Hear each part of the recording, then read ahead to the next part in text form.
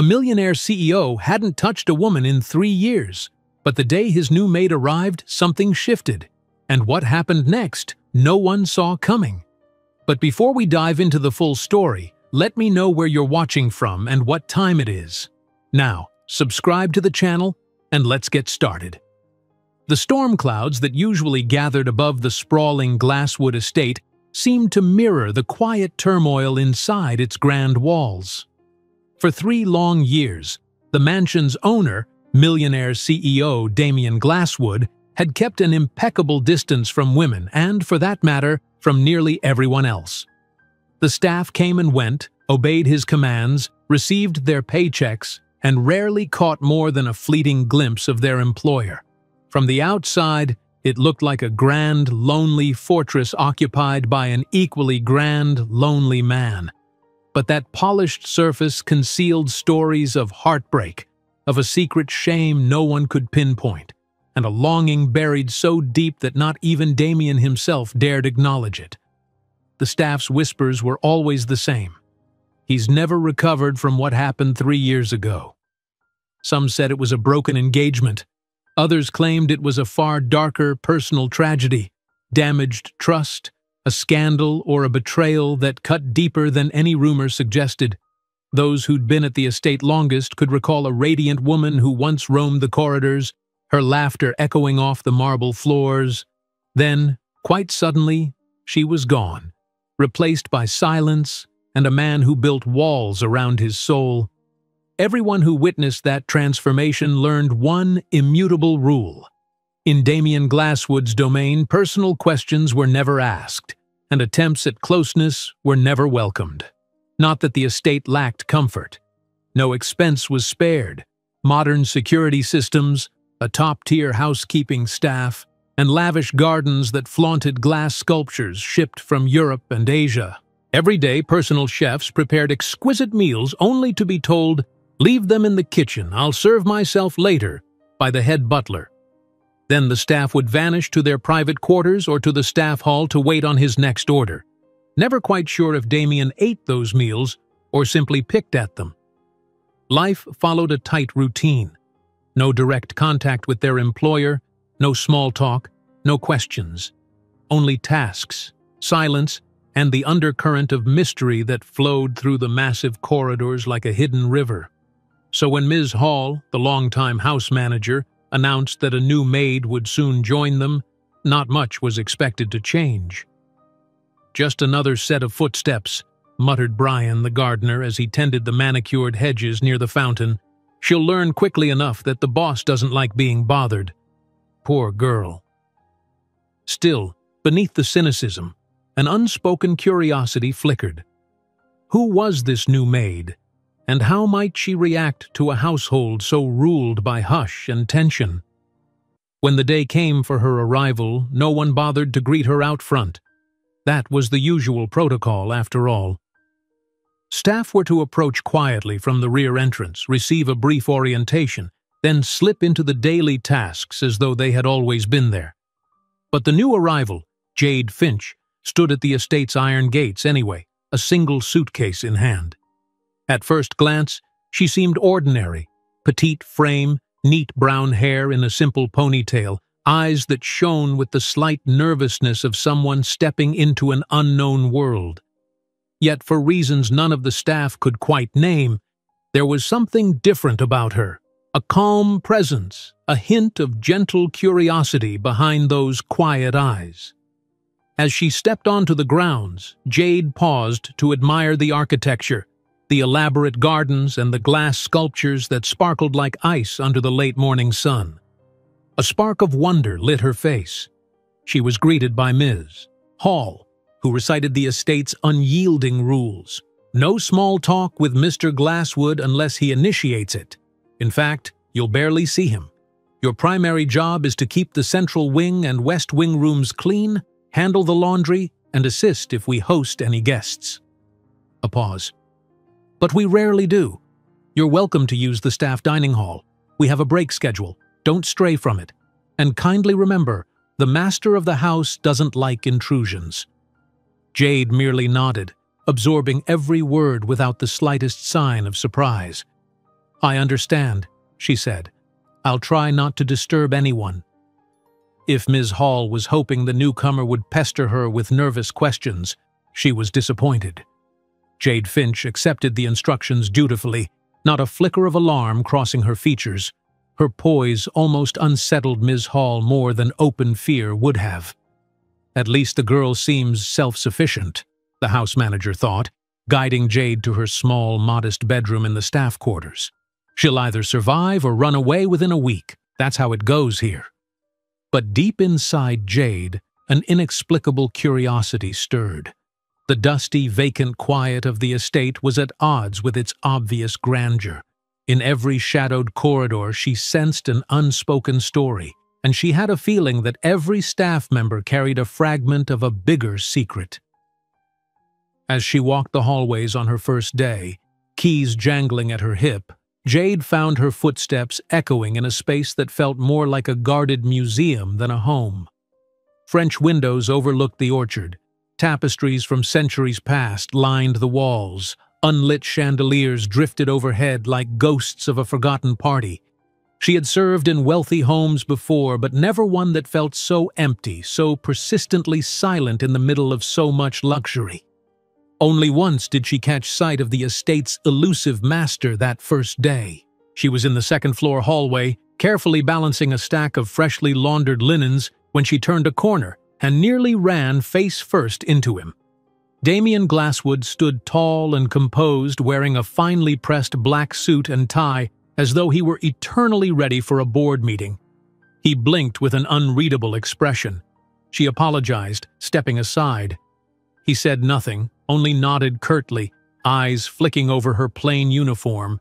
Then he brushed past, leaving only a faint trace of his expensive cologne and an aura of cold disinterest. Jade's heart thumped. She had sensed something behind his quiet eyes. A tension, a burden, perhaps? Or was it her imagination, layering human warmth onto a man who had none?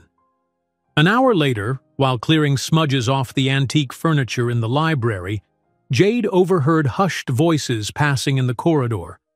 She recognized Ms. Hall's husky, authoritative tone. "The new maid. She ran into him on the second floor. I told her not to stray in that wing." Another voice, lower, possibly the butler's. Jade couldn't catch every word, but touch and years were repeated with urgency, as though they were analyzing some unspoken vow Mr. Glasswood had taken. Jade paused, cloth in hand, questions swirling. Touched a woman in 3 years? She remembered the fleeting look on his face when they nearly collided. A flicker of guarded shock, like someone unaccustomed to any physical closeness, even the accidental bump of a passing stranger. That evening, dinner was laid out on a long table in the staff dining hall. Roasted vegetables, baked chicken, bread. Jade sat alone at first, not quite sure how to merge into the small cluster of staff members who seemed to form a tight-knit circle. Brian, the gardener, gave her a polite nod. Ms. Hall murmured a greeting, but no one seemed eager to invite conversation. "So what do you think of the place?" a cheerful voice at her side asked. Jade turned to see a woman about her age with short curly hair and a friendly smile. "I'm Leona. Part of the housekeeping team, too." Jade smiled back. "It's big," she said simply. "A lot to clean." Leona smirked. "Understatement of the year. Don't worry, though, you get used to it. I've been here 6 months. You learn to move like a ghost around here."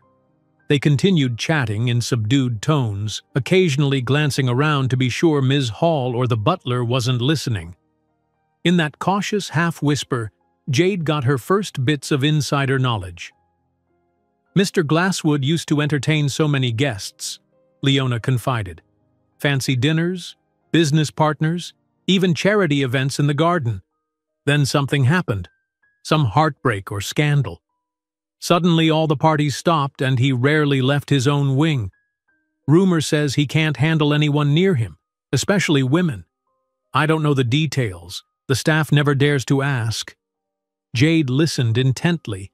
She had known wealth could come with walls and secrets, but this story felt heavier, more intensely guarded.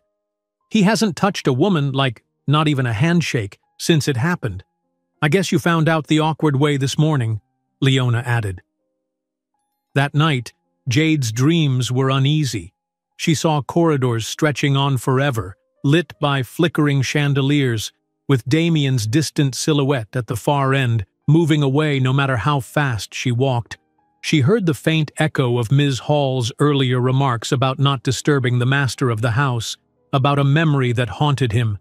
In the dream, the windows rattled in a sudden storm, scattering glass fragments across the floor. It was just a dream, but Jade woke sweating, her heart pounding, certain that she had glimpsed the shape of sorrow swirling around him. Her second day began as quietly as the first. She woke before dawn to begin cleaning. The estate was a labyrinth of tasks, dusting priceless vases, vacuuming plush rugs, polishing mirrors that reflected the lonely hush of empty hallways. Yet, every now and then, Jade felt an inexplicable chill, like an unseen observer lingered behind her. Was it the eyes of the estate's security cameras? Or was someone else taking note of her presence? It seemed far-fetched to imagine the CEO lurking behind corners. He was far too closed off for that, and she sensed he rarely even roamed the common corridors. But Jade couldn't shake the feeling that something had awakened in the house, something that noticed her in ways the staff had learned not to notice each other. Around midday, Jade ventured to the library to organize a row of newly arrived books. A golden envelope lay on the desk, addressed to Damien Glasswood. "Personal," read the corner in neat script. Jade's instructions were never to handle the master's mail, but the letter was nearly falling off the edge, precariously close to the trash bin. Instinctively, she set the letter upright, ensuring it didn't tumble.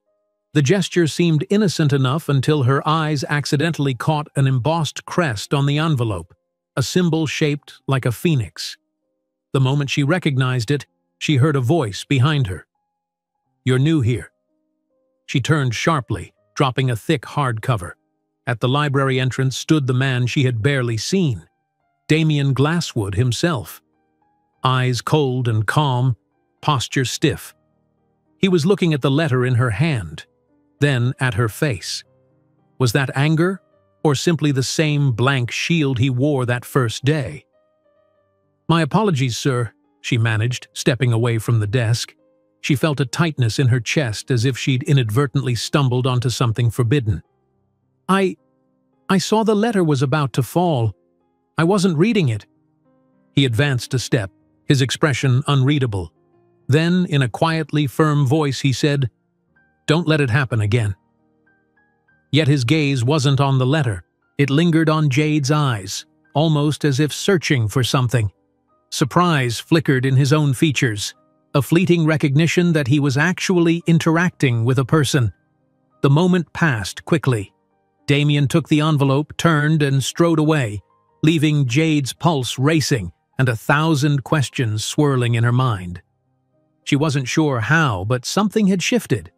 The estate no longer felt quite so impersonal, as though a crack had formed in the fortress's unbreachable walls. She stood among the mahogany shelves, still shaken by the encounter. A hush enveloped the library, broken only by her own breathing. In that stillness, she recalled the whispered rumor. He hasn't touched a woman or allowed anyone near him for 3 years. Yet he had just stood less than an arm's length away, close enough for her to notice the faint lines of weariness around his eyes.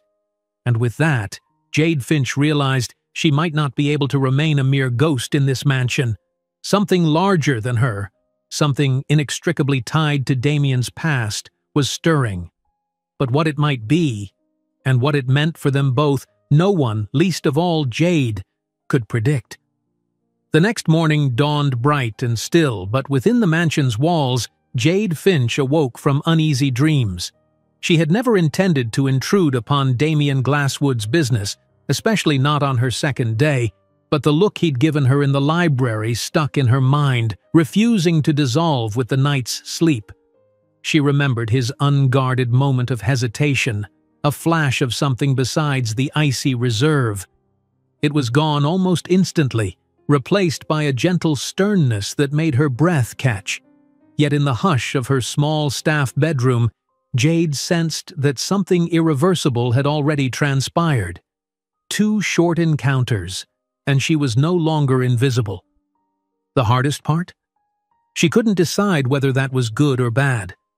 She ran a brush through her hair, pinned it back, and buttoned her uniform. As she walked toward the staff dining area, Jade noticed Ms. Hall standing by a window in the corridor, speaking quietly with the house butler. At first, Jade intended to pass with a polite nod. Then Ms. Hall's voice rose just enough for Jade to catch the tail end of her sentence. "Careful with her, she seems too curious. The master doesn't need complications." The old reflex in Jade, the one that told her to keep her head down and not cross boundaries, flared. But some new spark lit within her, a prickle of determination. She wasn't prying for gossip or secrets. She only wanted to do her job properly. Still, part of her recognized that Ms. Hall was right in a sense. Curiosity in this house felt like an overstep. Jade took a quiet breath and stepped forward, announcing her presence gently so as not to eavesdrop further. "Good morning," she offered. Neither Ms. Hall nor the butler addressed what they'd been discussing. Instead, Ms. Hall pinned Jade with her authoritative gaze. "We need help in the main dining room," she said, her voice brisk. "There's a shipment of new tableware. Expensive, fragile, and it all must be handled perfectly. That's your task for the day." Jade nodded, ignoring the subtle tension in the air. She couldn't shake the feeling that Ms. Hall, for all her efficiency, was bracing to keep any new staff from stirring up trouble. That meant Jade. "Yes, ma'am," she responded simply. In the large dining room, sunlight streamed through tall windows, illuminating a long table laden with boxes. Within each, she found the promised tableware: crystal goblets, filigreed plates, and silver cutlery. They were likely for a formal event, yet Jade hadn't heard of any upcoming gathering. Still, she was used to quiet expansions of luxury in a wealthy household. Maybe Mr. Glasswood had planned a special dinner for potential investors. A fleeting smile touched her lips as she carefully unwrapped a delicately etched champagne flute. She imagined the hush of the house broken by conversation and laughter, even if only for one evening. Yet the notion seemed far away. Damien Glasswood, the silent figure in a grand suit, hosting a lively gathering. It was hard to picture, given everything she'd seen so far. Around mid-morning, she became aware of a figure standing in the corner, arms folded. Leona, her new friend from the housekeeping team, leaned against the wall with an easy grin. "Fancy, aren't they?" she asked, glancing at the engraved plates. "Extremely," Jade answered, returning the smile. She placed a newly unpacked silver ladle on a velvet cloth, ensuring no fingerprint smudged its pristine surface. "Did Ms. Hall send you to keep an eye on me?" Leona laughed softly. "Not exactly. I finished vacuuming the library and decided to help out. Don't mind Ms. Hall. She's not unkind, just loyal to the family, especially to Mr. Glasswood's boundaries." She lowered her voice. "She's been here longer than anyone, even the butler. Rumor says she knew Mr. Glasswood when he was a child. She's protective in her own strict way." Jade absorbed that quietly, wondering how much Ms. Hall had witnessed during Damien's transformation from an open-hearted young man, if he'd ever been that, to the figure who stalked the corridors in silence. "I respect her sense of order," Jade said carefully, remembering the conversation she overheard. "This house is bigger than any place I've ever worked. I wouldn't want to cause trouble." Leona reached over and took another fragile flute from a box. "I believe you, but be cautious. Some staff are unbelievably tight-lipped here. Others, well, they might feed you bits of gossip just to watch the drama unfold. It's safer not to get swept up in any swirling rumors." Jade nodded. She had no desire to rummage in the Glasswood family's hidden stories. And yet, she couldn't entirely deny the pang of curiosity about the lonely man at the center of it all. Why did the staff speak of him in hushed voices, as though fear and pity warred in their hearts? With a quiet sigh, she turned her attention back to carefully wiping each piece of tableware. She liked having her hands busy, focusing on one small task at a time. The world within that estate felt large, but the small motions of cleaning, dusting, and organizing gave her a sense of calm in the midst of it all. The calm didn't last. A short while later, one of the newer footmen rushed in, breathless. "Leona, Miss Finch, Mr. Glasswood wants the main living room prepared for some visitor. We don't know who, but he just told Ms. Hall to gather everyone and get the place spotless. There's mention of refreshments." Leona shot Jade a curious look. "A visitor? That's rare." They hurried to the living room, a majestic space with floor-to-ceiling windows that opened onto a terrace. Ornate rugs, richly upholstered armchairs, and a massive fireplace dominated the interior. Jade had dusted corners of this room before, but never had she seen it as anything other than a gallery-like space collecting hush and shadows. Now Ms. Hall was instructing staff to arrange fresh flowers on side tables, bring polished teapots, and place folded napkins on silver trays. "Hurry!" Ms. Hall commanded. "We've got less than 2 hours before the guest arrives. Make sure every single surface shines." And so, in a flurry of activity, Jade joined the others, polishing furniture, adjusting vases, and wiping windows until not a fingerprint remained. She couldn't help a mild spark of excitement. A visitor might well crack the veneer of silence that shrouded Glasswood Estate. Maybe it was a business associate or perhaps a longtime friend from Damien's earlier years. Or could it be someone else entirely? Someone who might reveal the reasons behind this seclusion? Right at noon, Ms. Hall signaled Jade to stand by with a tray of refreshments in the adjacent corridor while the butler waited at the front door. When the estate's massive double doors swung open, Jade braced herself to see who would step in. She heard the crisp click of shoes on the marble entry. Then a hush. Finally, a voice. Feminine, confident. "It's been a while since I last visited, but it's just as grand as ever." Jade felt a quiver in her stomach. Carefully, she leaned to peer around the corner, trying to catch a glimpse without being obvious. The visitor was tall, poised, clad in an elegant navy dress. Her hair, glossy black, fell in waves around her shoulders, and the expression on her face flickered between admiration for the house and some subtle tension, as though she braced for an encounter long delayed. The butler bowed politely, motioning for her to follow. And from the corridor, Jade watched Ms. Hall lead this stranger into the living room, where everything shone with painstaking perfection. "She's not a business partner," Leona whispered, having quietly stepped up beside Jade. "At least not from the usual circle. She's someone else. Look at Ms. Hall's expression. She's on edge." It was true. Ms. Hall's posture was stiff. The visitor, meanwhile, set down her handbag on a side table, her eyes scanning the room. In a moment, those eyes locked on someone standing near the fireplace, Damien Glasswood himself. He hadn't been there minutes earlier, but now he stood with his hands in his pockets, his dark suit immaculate. His face was calm, maybe even composed, but Jade, with a vantage point from behind the corridor door, saw the tension in his jaw. The woman stepped forward, and Jade could see her lips form his name, though she spoke too quietly for Jade to hear precisely. Damien nodded faintly. For a long moment, neither of them moved. It looked like a standoff between two forces, a complicated web of emotions passing wordlessly. Ms. Hall's face was unreadable, but Jade noticed how the house manager lingered by the door as though unwilling to leave them alone. Finally, in a voice audible enough to float across the living room, the woman said, "I had to come. I heard you wouldn't see me otherwise." Damien responded with a single word. "Adele." The dryness of his tone masked any flicker of warmth, if there had been any left for her. Leona mouthed the name.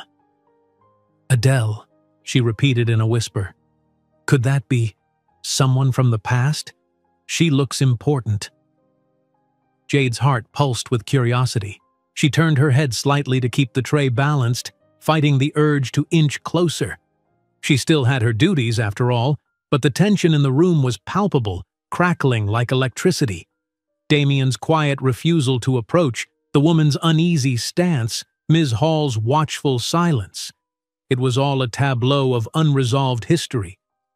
Jade wondered if this was the heartbreak rumored among the staff, the cause behind Damien's 3-year retreat from anyone's touch. If so, she was standing at the epicenter of the estate's greatest secret. In a low voice, Adele said, "Are you going to let me explain or not?" Damien's jaw clenched. "I'm not sure what there is to explain after all this time," he said. "You chose to leave." His words might have been calm, but Jade sensed they carried a heavy blade of resentment. Adele's eyes flashed. She opened her mouth to retort, but Ms. Hall cleared her throat pointedly. It was a subtle signal to moderate their voices in a house that usually held everything close to the vest. Adele pressed her lips together, some remark dying in her throat. There was more to this story, Jade realized. More than anger, more than betrayal. She felt a pang of empathy for them both, though she didn't know who was in the wrong or what heartbreak had unfolded. The next 10 minutes passed in near silence. Ms. Hall discreetly directed Jade to set out the refreshments on a side table. Jade performed her job carefully, ears open to the quiet tension behind her. She could make out bits of conversation. Adele's pleas for understanding, Damien's guarded replies, each word tinged with cold bitterness. The butler and Ms. Hall hovered, prepared to intervene if an argument erupted, while Jade felt like an intruder in a private war. Yet no raised voices came, only hushed remarks weighted with grief. Eventually, Adele seemed to accept that Damien had no interest in a heartfelt reunion, at least not then. She lifted her chin, and her face settled into resigned determination. "I'm staying in town for a few days," she informed him. "If you change your mind about hearing me out, and you should know, I won't leave until we talk properly." He offered no reply, just a slight nod that revealed nothing. Ms. Hall escorted Adele to the door, murmuring polite goodbyes that ended with a gentle but pointed request not to arrive unannounced. Once she was gone, the living room felt emptier than before, as though the swirling tension had left a vacuum behind. Damien exhaled, a sound so soft it was almost imperceptible, and turned for the corridor. Jade quickly tried to shrink back so he wouldn't spot her eavesdropping. But it was too late. He glanced her way. Their gazes met for a second, and Jade saw a flicker of something in his eyes. Maybe sorrow, maybe anger, maybe both. Then he was gone, striding toward his private wing with purposeful steps. Leona touched Jade's elbow. "Wow," she whispered. "It's never boring here, is it?" But Jade felt no thrill, only a tangle of questions in her chest. Adele's sudden re-emergence had clearly triggered old wounds. She couldn't begin to guess how it might all unfold. She only sensed that whatever illusions she'd had about coasting through this job unnoticed were vanishing by the day. She was standing at the periphery of a personal battlefield, drawn in by a mysterious collision of heartbreak and secrets. That night, Jade found no rest. Visions of that tense conversation replayed in her mind, echoes of unspoken pain swirling in the house's long corridors. And as she drifted off, she couldn't help recalling the rumor that Damien Glasswood had refused any human closeness, any contact, for years. He had built this fortress of isolation, which Adele had just tried to breach. Whether or not Jade wanted to be involved, she realized that she was no longer simply a bystander. Inadvertently, she'd stepped into a space where hearts were wounded and lines were drawn. And something told her, once you step onto that path, there's no turning back. Sunlight filtered through half-drawn velvet drapes the following morning, illuminating motes of dust dancing lazily in the corridors of Glasswood Estate. Jade, already dressed for work, stepped out of her small room in the staff wing, only to be greeted by an odd hush. Usually, she could count on hearing the low hum of conversation from the older cooks in the kitchen or catch the faint scrape of Brian the gardener trimming hedges outside. But on this day, everything seemed subdued. It was as though the house itself held its breath, anticipating the fallout from Adele's sudden visit. Determined to keep her focus, Jade headed to the laundry area, where baskets of linens and towels awaited folding. She welcomed the mindless repetition, crease, fold, stack, as a chance to settle her racing thoughts. A subdued cluster of staff members passed by, whispering about last night's developments. Jade heard only snippets. She was his fiancée years ago. I heard it was something about betrayal. He told Ms. Hall no one was to speak of it. She tried not to dwell on the swirling rumors, but it was impossible to fully ignore them. Even if she wished to remain neutral, Jade was part of this environment now. She felt its pulses and tensions as though they were her own. Her work was interrupted by the faint sound of footsteps, heavier than those of Ms. Hall or any of the other maids. She glanced up to see the butler, Mr. Oakes, approaching with measured grace. "Miss Finch," he said quietly, "the master has requested you in the library. He wants all volumes on the upper shelves dusted and reorganized by genre." Jade blinked, tension coiling in her stomach. The library again. The same place she'd first collided with Damien, the place where that mysterious letter had nearly fallen into the trash. She swallowed her apprehension. "All right," she answered, setting aside her laundry cart. "I'll start right away." She found the library's tall double doors ajar. Within, the hush was broken only by the quiet ticking of a grand clock and the soft flutter of pages. Someone turning a book. Jade paused on the threshold and spotted Damien Glasswood seated at one of the broad wooden desks, reading intently. He barely glanced at her entrance, but a slight shift in his posture told her that he was aware of her presence. Exhaling slowly, she collected the dusting supplies from a discreet side cabinet. This was the first time she'd seen the estate's master in such a relaxed setting. He wore a tailored shirt, collar open, his suit jacket tossed over a nearby chair. He was still impeccably put together, but a trace of fatigue shaped the shadows beneath his eyes. Jade couldn't help wondering if he'd slept at all after Adele's abrupt reappearance. She set up a small step stool near the shelves lining the far wall, determined to do her job without disturbing him.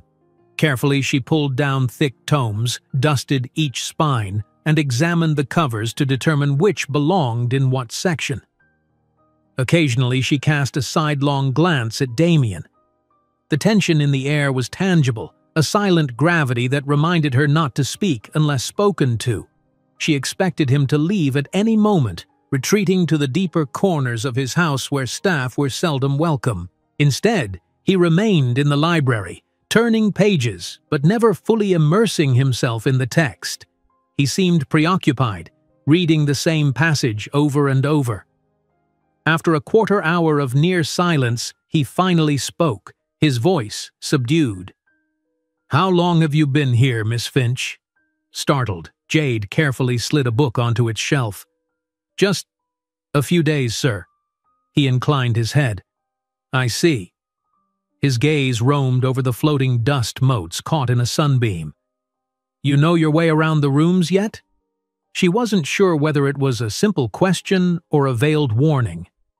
"I'm learning," she replied quietly, stepping down from the stool to move it a bit further along the shelf.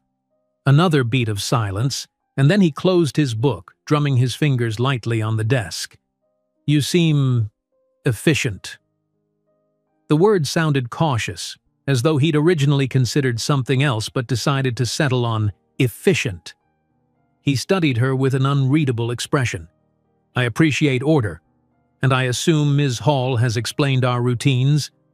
"Yes, she has," Jade affirmed. "I'm doing my best to follow all the house protocols." She paused, pushing away her desire to mention Adele or ask if he was all right. She knew it would be too personal and definitely unwelcome. "I'll make sure everything is just as you want it, sir." Damien nodded slowly, gaze flicking back to his book. He murmured a subdued, thank you, and then lapsed into silence again. Whatever storms raged inside him, he maintained that distant, measured calm. Jade returned to her duties, focusing on the small tasks: dust, straighten, place on shelf. But even as she worked, she felt the pull of the quiet man at the desk, a tension that resonated with his every move. Minutes later, Ms. Hall appeared at the doorway. She carried a silver tray with a teapot and a single china cup, clearly meant for Damien. Her eyes swept the room, and a faint disapproval flickered there when she noticed Jade perched on the stool near the top shelf. Jade guessed Ms. Hall would prefer no staff remain in the same room while Damien took his tea, preserving the privacy he so fiercely guarded. "Sir," Ms. Hall said with a small bow, "your tea. I've brought the blend you requested." Damien gave a minimal nod. "Set it down. That's fine." He turned a page in the book he'd reopened, though Jade doubted he was truly reading. While Ms. Hall arranged the teacup on the desk, Jade noticed how the older woman's brow knitted with faint concern. She knew Ms. Hall well enough by now to recognize that expression. Protectiveness, perhaps. Ms. Hall turned to Jade. "You can continue with the shelves in the next section after lunch, Miss Finch. For now, please see to other tasks." Her voice was polite but firm, leaving no room for argument. Jade understood the subtext. Ms. Hall wanted her out so Damien could have some quiet. But before Jade could gather her supplies, Damien spoke up. "She can finish this row first," he said, still looking at his pages. "No need to interrupt her work midway. Let her finish." Ms. Hall's eyebrows lifted, a momentary surprise crossing her face. But she bowed her head. "Of course, sir." With that, she departed, leaving Jade uncertain whether to be grateful or anxious for being asked to remain. Did Damien want her there, or did he simply hate half-done tasks? Silence reclaimed the library.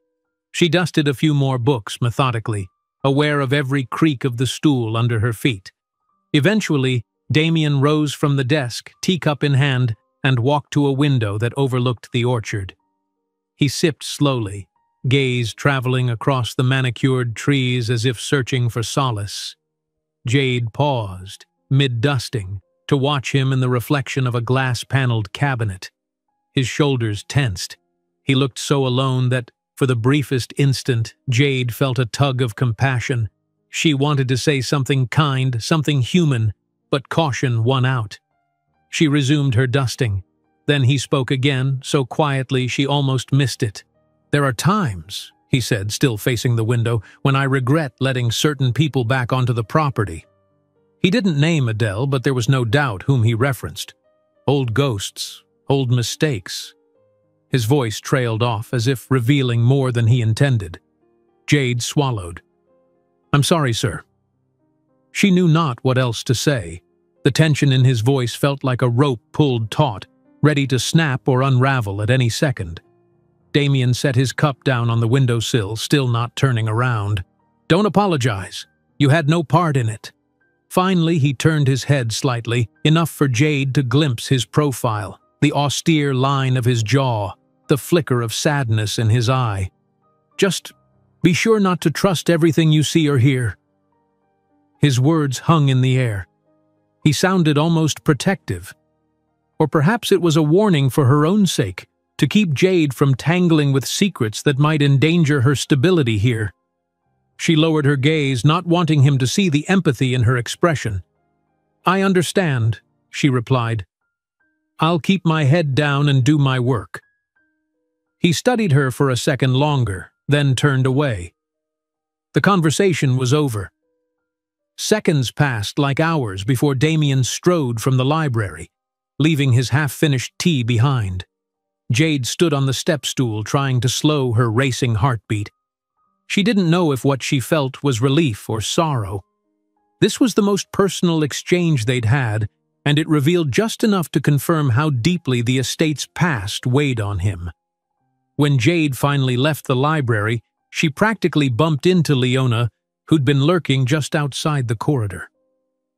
"Did he say anything to you?" her colleague hissed, half in curiosity and half in worry. Jade pressed her lips together, recalling Damien's caution. "Just instructions for library cleaning," she said mildly, evading the real heart of it. Something told her that if Ms. Hall or the others learned she had an almost personal conversation with him, the dynamic in the house could shift drastically. "Nothing too important." Leona studied her face, unconvinced. But staff were filing past, carrying out their midday tasks, so she let it drop. "They're calling us to lunch soon," Leona said, "but rumors swirling about Ms. Adele's return. Some staff think it's only the beginning. Ms. Hall's on high alert." Jade fell in step with her, heading toward the staff quarters. She felt as if she carried a fragile orb of knowledge in her hands, a sense of Damien's loneliness that was not for sale or for gossip. She had no wish to trade it for petty staff rumors. "We'll see what happens," Jade murmured. After lunch, Jade spent the rest of the afternoon tackling routine chores. She decided to avoid the main library for a while, hoping to give Damien the space he so obviously craved. Quietly, she dusted intricate picture frames in the second-floor hallway. Some showed older men in formal suits, family ancestors presumably. Others displayed a younger Damien, close in age to Jade, standing beside a severe-looking older man. Was that his father, maybe? The same man reappeared in multiple photos, always with that stoic expression, as though passing a stern legacy onto his heir. Some frames were turned face down, though. Jade's eyebrows knitted in puzzlement. Why keep them displayed if they were hidden? One particular face-down frame caught her attention because it was in a more recent style, not antique. The temptation to turn it upright flared, but she remembered Damien's warning. Don't trust everything you see, don't intrude. So she left it. Late in the evening, Jade took her dinner alone. She was restless, unsettled by the day's events. Damien's guarded remarks, the fleeting closeness of standing in the same library, his parted lips as though he wanted to share more than warnings. She recalled the sorrow etched in his face as he gazed out at the orchard, and the deep scorn in his voice at the mention of old mistakes. She wondered if he had spent the rest of the day locked away in his private wing, haunted by thoughts of Adele. Jade reminded herself it was none of her business, yet she couldn't ignore a throbbing sense of empathy. Before returning to her room, Jade took a detour through the mansion's side corridor that led to a small courtyard. Night had settled, the sky spread with stars. The courtyard garden, though smaller than the main grounds, was peaceful, a hidden pocket of greenery with a fountain trickling softly. She needed fresh air, a chance to breathe away from the heaviness inside. Tomorrow would likely bring new challenges, especially if Adele tried to return, and Jade needed whatever calm she could gather. As she stood by the fountain, a gentle breeze stirred the flowers. The estate loomed around her, windows lit like silent eyes in the dark. Somewhere, perhaps in one of those rooms, Damien Glasswood wrestled with old ghosts, unsure whether to confront or bury them again. Jade gazed up at the moon and made a quiet vow. She would not pry, but she also wouldn't turn away if the household's turmoil threatened to consume them all. Something deeper than mere professional duty compelled her.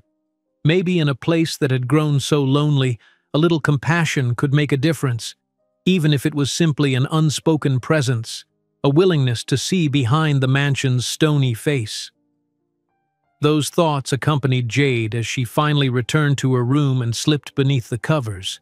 She closed her eyes, trying to blot out the swirl of images. Adele standing in the living room, her fierce gaze on Damien. Damien's own eyes filled with unspoken confessions. The staff's whispers, Ms. Hall's protective stance. And through it all, Jade's heartbeat, caught between the desire to remain invisible and the inescapable sense that she was being pulled into the center of something that had been dormant for too long. Morning light crept through the windows, illuminating the mansion's corridor with gentle stripes of gold. Jade awoke with a restless heart, still caught in the aftertaste of yesterday's subdued confrontation and the faint pang of empathy she harbored for Damien. She pushed away those personal musings. After all, she was just a maid here, an employee who needed to keep her job and not wander into waters too deep. Yet the memory of his voice echoing in the library lingered. Old mistakes, old ghosts. By the time Jade reached the staff dining hall, she found an undercurrent of tension winding through the usual hush. The cook, a stout woman named Marie, emerged from the kitchen with a tray of fresh scones. She set it down on the long wooden table, then exchanged a curt look with Ms. Hall, who was pouring coffee into mismatched mugs. Jade offered a polite good morning, but the atmosphere felt on edge. Even the footmen who normally joked among themselves nursed their cups in near silence. Leona appeared at Jade's elbow. "Word is, Adele tried to call the estate late last night," she whispered. Ms. Hall refused to patch her through to Mr. Glasswood, said he was asleep, but the conversation got heated. Jade stirred a spoon in her tea, an uneasy knot forming in her stomach. She remembered how Adele had declared she wouldn't leave town until she got a proper conversation from Damien. This conflict was like a dormant volcano, showing signs of fresh activity. Jade sipped her tea, forcing down her unease. Her primary job was to keep the mansion in perfect order, but it was hard not to worry that bigger upheavals might affect them all. Before Jade could respond to Leona, Ms. Hall cleared her throat. "Staff meeting, everyone," she announced briskly. "There's been a last-minute change to the routine. Mr. Glasswood wants the second-floor parlor prepared by noon for a meeting. Seems an associate will be dropping by. Let's get to it. I'll assign tasks shortly." A wave of interest flickered around the table. Another visitor so soon. Many of the staff privately guessed that this associate might be a subtle reference to Adele. But Ms. Hall's expression left no room for speculation. Jade finished her light breakfast and followed the others into the wide corridor, bracing for a busy morning. On the surface, this was just another day of cleaning, arranging furniture, and setting out refreshments. Yet an unspoken question hung in the air. Was this truly another business meeting or some personal confrontation disguised as official? Back upstairs, Jade discovered her assigned tasks: dusting the parlor's ornate mantel, vacuuming the plush rugs, and polishing the large windows that overlooked the orchard. She worked diligently, welcoming the focus of tasks as a balm against all the uncertain tension swirling through the house. The parlor was a lavish space, rarely used. Damask curtains, a grand piano with an antique lace cover, and a richly carved wooden bar where the estate's rare liquors were displayed. Jade couldn't help imagining how it might look if it were filled with guests in a more carefree time, if laughter and music replaced the hush of old secrets. Halfway through polishing one of the large windows, Jade glimpsed a figure outside strolling along the orchard path. Her breath caught. It was Damien. He walked at a measured pace, hands clasped behind his back, as though lost in thought. She watched him weave among the neatly trimmed rows of apple and pear trees, sunlight filtering through the leaves to dapple his shoulders. A flicker of longing or sadness, she couldn't discern which, tugged at her chest. The orchard seemed to be his refuge, a place where the mansion's walls couldn't close in on him quite as tightly. Suddenly, Ms. Hall's reflection appeared behind Jade in the glass. "You've done well with the windows," the older woman commented. "They're gleaming. Carry on with the chandelier next, please." Jade turned, startled. "Yes, of course," she managed. She wondered if Ms. Hall had noticed her momentary absorption in Damien's solitary figure. But Ms. Hall didn't scold her or show suspicion. Instead, she extended a feather duster. "Use this for the high corners," she said in a quieter tone. "Then you can help with the refreshments." Jade accepted the duster, nodding. "Yes, ma'am." She felt a flash of relief. Ms. Hall might be strict, but beneath her formality, Jade sensed a grudging respect. Perhaps Ms. Hall recognized that Jade wasn't angling for gossip, only trying to perform her duties. Then again, Ms. Hall was fiercely loyal to the estate and its master. If Jade ever stepped out of line, that shield of tolerance might vanish instantly. By late morning, the parlor was immaculate, the floral arrangements in place, and a polished silver tray with glasses stood on the side table. The staff retreated to less visible areas, waiting for the visitor. Jade found herself discreetly organizing a small closet in the hallway just adjacent to the parlor, so she was the first to hear the click of high heels approaching. Curiosity flared, but she remained out of sight. Through the crack of the door, she glimpsed a woman stepping into the parlor, slim, poised, wearing a tailored pencil skirt and crisp blouse. Not Adele. This newcomer had a calm, professional air, her hair tied back in a neat twist. Damien entered from the opposite doorway, greeting her with a curt nod. "Cecilia," he said, "thank you for coming." So it was a business associate, Jade realized. She went back to folding cloth napkins in the closet, sure that she was only eavesdropping on a routine meeting. But a few of Cecilia's phrases drifted through the open parlor door. The board's concerns, the philanthropic wing of the company, ongoing internal rumors. Jade paused. Could Damien's personal strife be causing waves in his company? She felt a pang of guilt for overhearing. But as she tried to shut out the conversation, Cecilia raised her voice in urgency. "Damien," she said, not unkindly, "we both know these issues aren't strictly business. There are rumors about your private affairs, about you isolating yourself, about a former fiancé returning. The board is worried how it might affect the company's public image." A silence stretched. Through the crack, Jade saw Damien's face harden. "My personal life," he responded, "is none of their concern, and neither is she." Cecilia sighed. "I'm not here to pry, but the company can't afford negative press tied to whispers of scandal or a reclusive CEO who refuses to show up at shareholder events. The philanthropic branch especially needs your active leadership. Donors want to see you. They need to trust you. If you remain hidden away, people might believe the worst." Jade's heart squeezed at the vulnerability in that statement. Though his tone was masked, she could sense how deeply the conversation stung him. A swirl of conflicting sympathy welled up.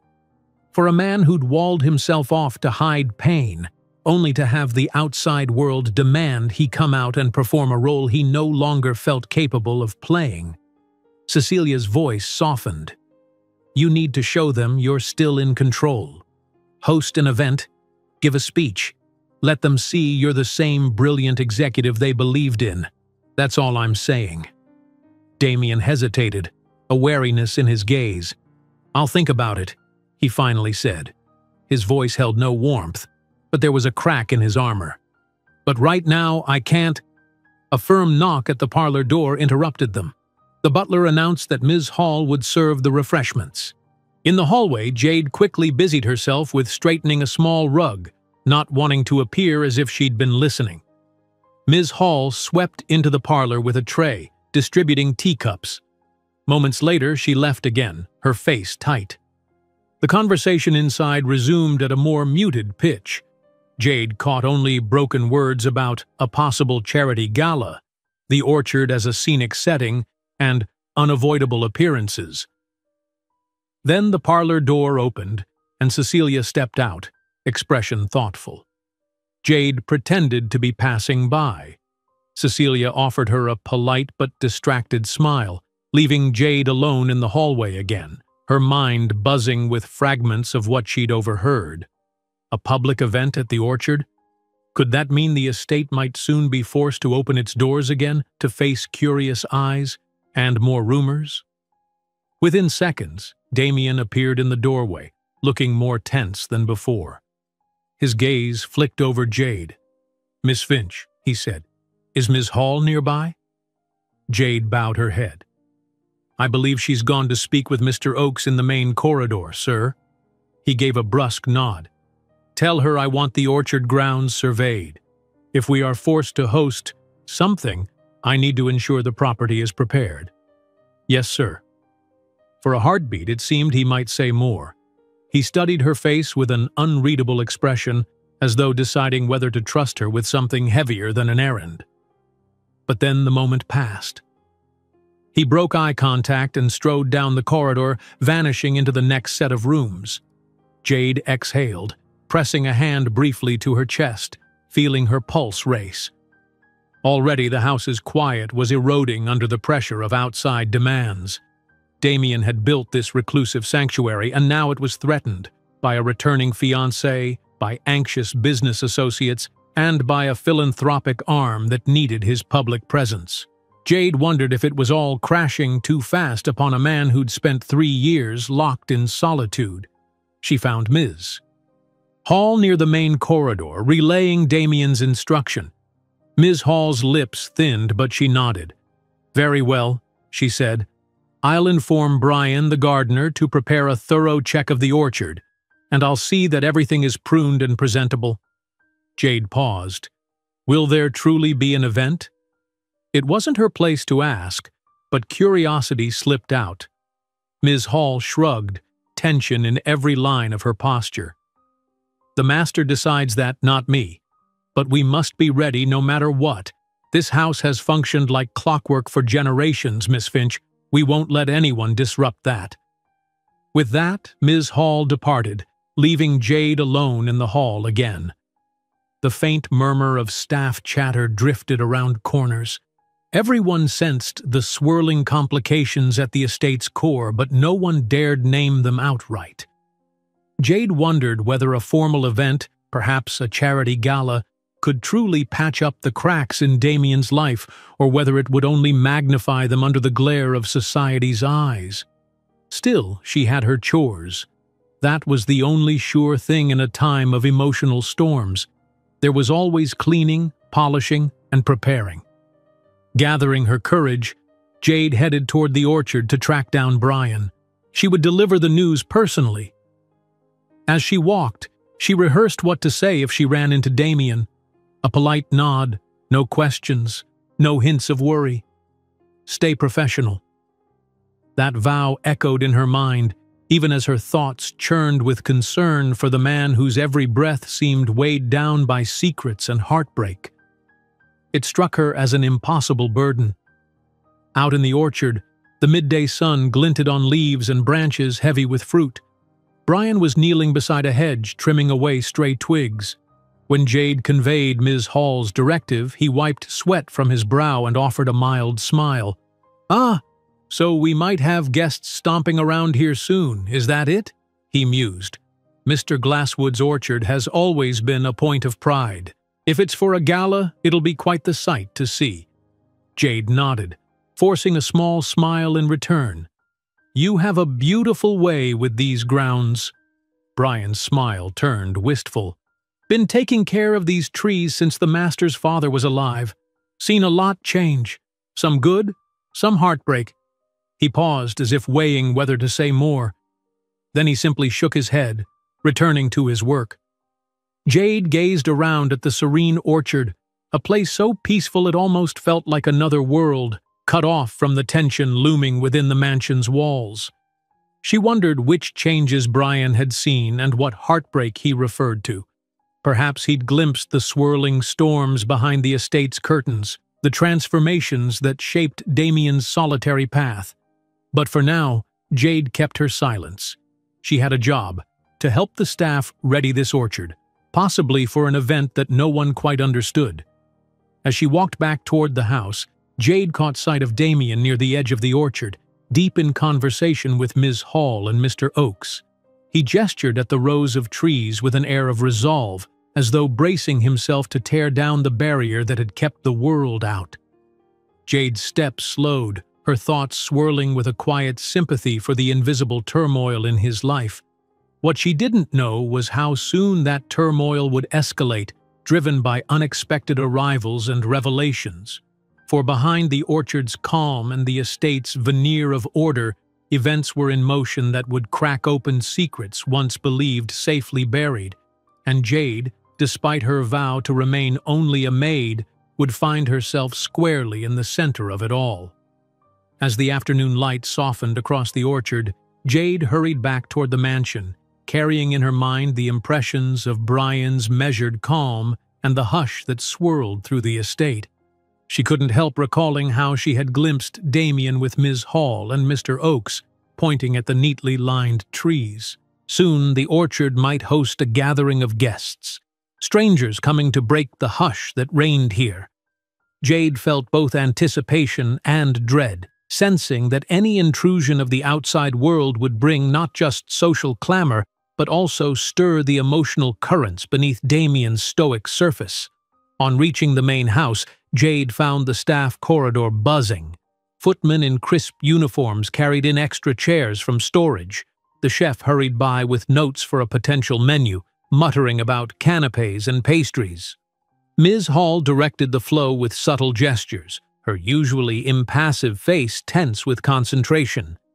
If this event truly happened, it would require the same clockwork precision as any formal gala. In the midst of that controlled chaos, Jade spotted Leona stacking fresh linens in a rolling cart. She slipped over to help.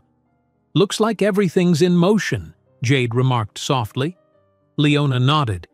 "I heard the house's east wing will also open if the orchard crowd gets large. Nobody's sure how big an event Mr. Glasswood might plan. Is it 100 people? 200? Everyone's guessing, but Ms. Hall said we have to be ready for anything." She paused, her expression unreadable.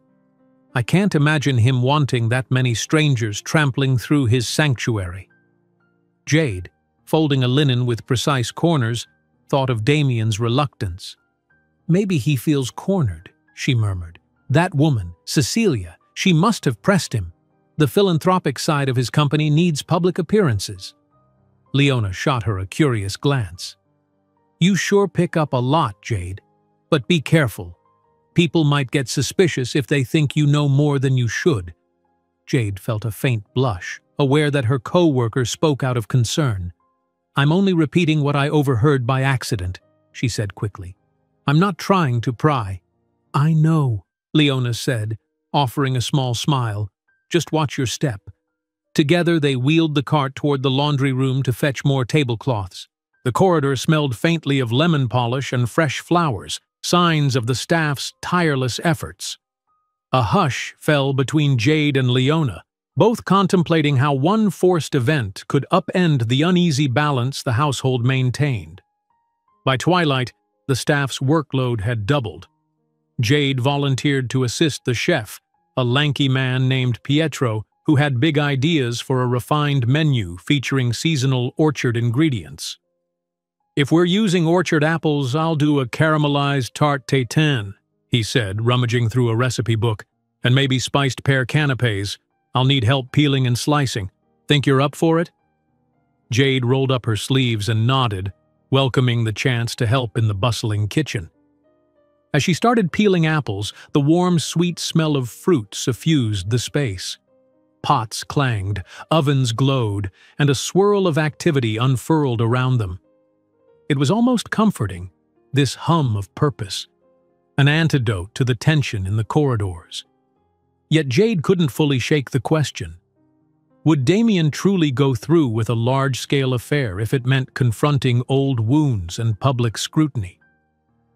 Half an hour later, Ms. Hall entered the kitchen. Her posture was as straight as ever, but a flicker of anxiety crossed her features. "Pietro, ensure you have a selection for a potential tasting session tomorrow morning," she said, glancing at Jade's quick slicing technique. "And Jade, once you're done, I need you to deliver fresh towels to the guest suites on the second floor. We must be prepared in case any visitors stay overnight." Jade nodded, finishing with the apples. She washed her hands and hurried off to gather towels. The notion of guests sleeping in those immaculate but rarely used suites confirmed how serious the possibility of an event was. The hush that had cloaked the estate for months, years even, was about to be broken in a single sweeping act. Laden with folded towels, Jade headed up the grand staircase. The house was quieter away from the kitchen, each step echoing in the spacious landing. She paused briefly outside one of the guest rooms, carefully checking if it was unlocked. The door swung open with a faint creak, revealing a room she'd dusted just days ago. Stately furniture, heavy drapes, everything still and pristine. Jade placed the towels in the ensuite bathroom, lining them neatly. As she turned to leave, She noticed a small photograph on the nightstand, left behind from some earlier occupant or perhaps placed by staff as decor. It showed the orchard in a sunny season, with a younger Damien standing beside an older man. Damien's expression was solemn, but the older man was smiling widely, proud. Jade guessed this was his father. A wave of empathy rippled through her. She set the picture back and quickly exited, wanting to respect whatever privacy remained in these grand, silent rooms. On to the next.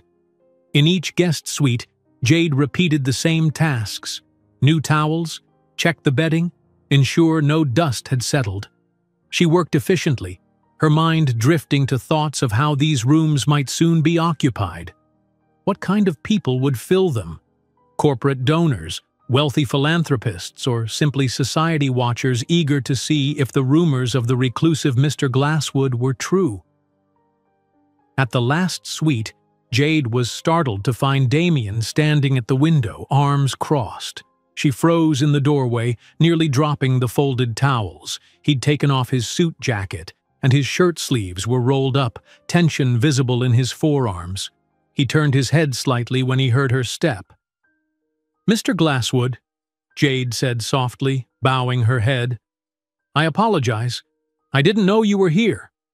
He waved a hand in a silent acknowledgement. "It's fine. Continue with your work." His gaze remained fixed on the darkening sky outside, where the orchard lay cloaked in dusk. Jade crossed to the bathroom, quietly placing the towels. Her heart thudded.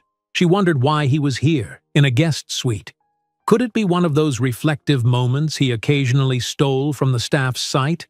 Without intending to pry, Jade caught a glimmer of his expression in the mirror's reflection. He looked lost, or perhaps cornered, like someone forced to make a choice they dreaded. She hesitated, unsure if she should linger or politely excuse herself. Her sense of empathy tugged at her to say something, anything, that might lighten the burden she sensed. Yet his earlier cautions rang in her head. The mansion's unspoken rules demanded distance. But before she could decide, Damien spoke. "Tell me," he said quietly, still staring out the window. "Have you worked in a place like this before, Miss Finch?" Jade carefully set down the last towel. "Not exactly. I've worked in large homes, but this one is different." He let out the faintest exhale, not quite a laugh. "Different. Yes, that's a mild way of putting it." A pause. "You don't seem rattled by any of this. Most new staff are on edge." She wasn't sure if that was a compliment or a subtle test. "I suppose I try to focus on my tasks, sir," she answered gently, "and I respect personal boundaries." The last words hung in the air, an unspoken reassurance that she wouldn't meddle where she wasn't wanted. A faint tension around his mouth eased. That's wise. For a moment he seemed about to dismiss her, but he turned slightly, giving her a glimpse of his eyes, brimming with a tired acceptance. "When the time comes, if an event is indeed hosted here, you will see many strangers. They'll ask questions, pry into every corner, including the staff. Some might even try to buy your confidences." Jade's pulse kicked. She remembered how in other wealthy houses it was not uncommon for the press or curious acquaintances to bribe staff for glimpses of private information. "I won't betray your trust," she said softly. "I won't talk about anything I shouldn't." He studied her face as though testing the sincerity of her words. At length he nodded. "Good." Silence thickened around them.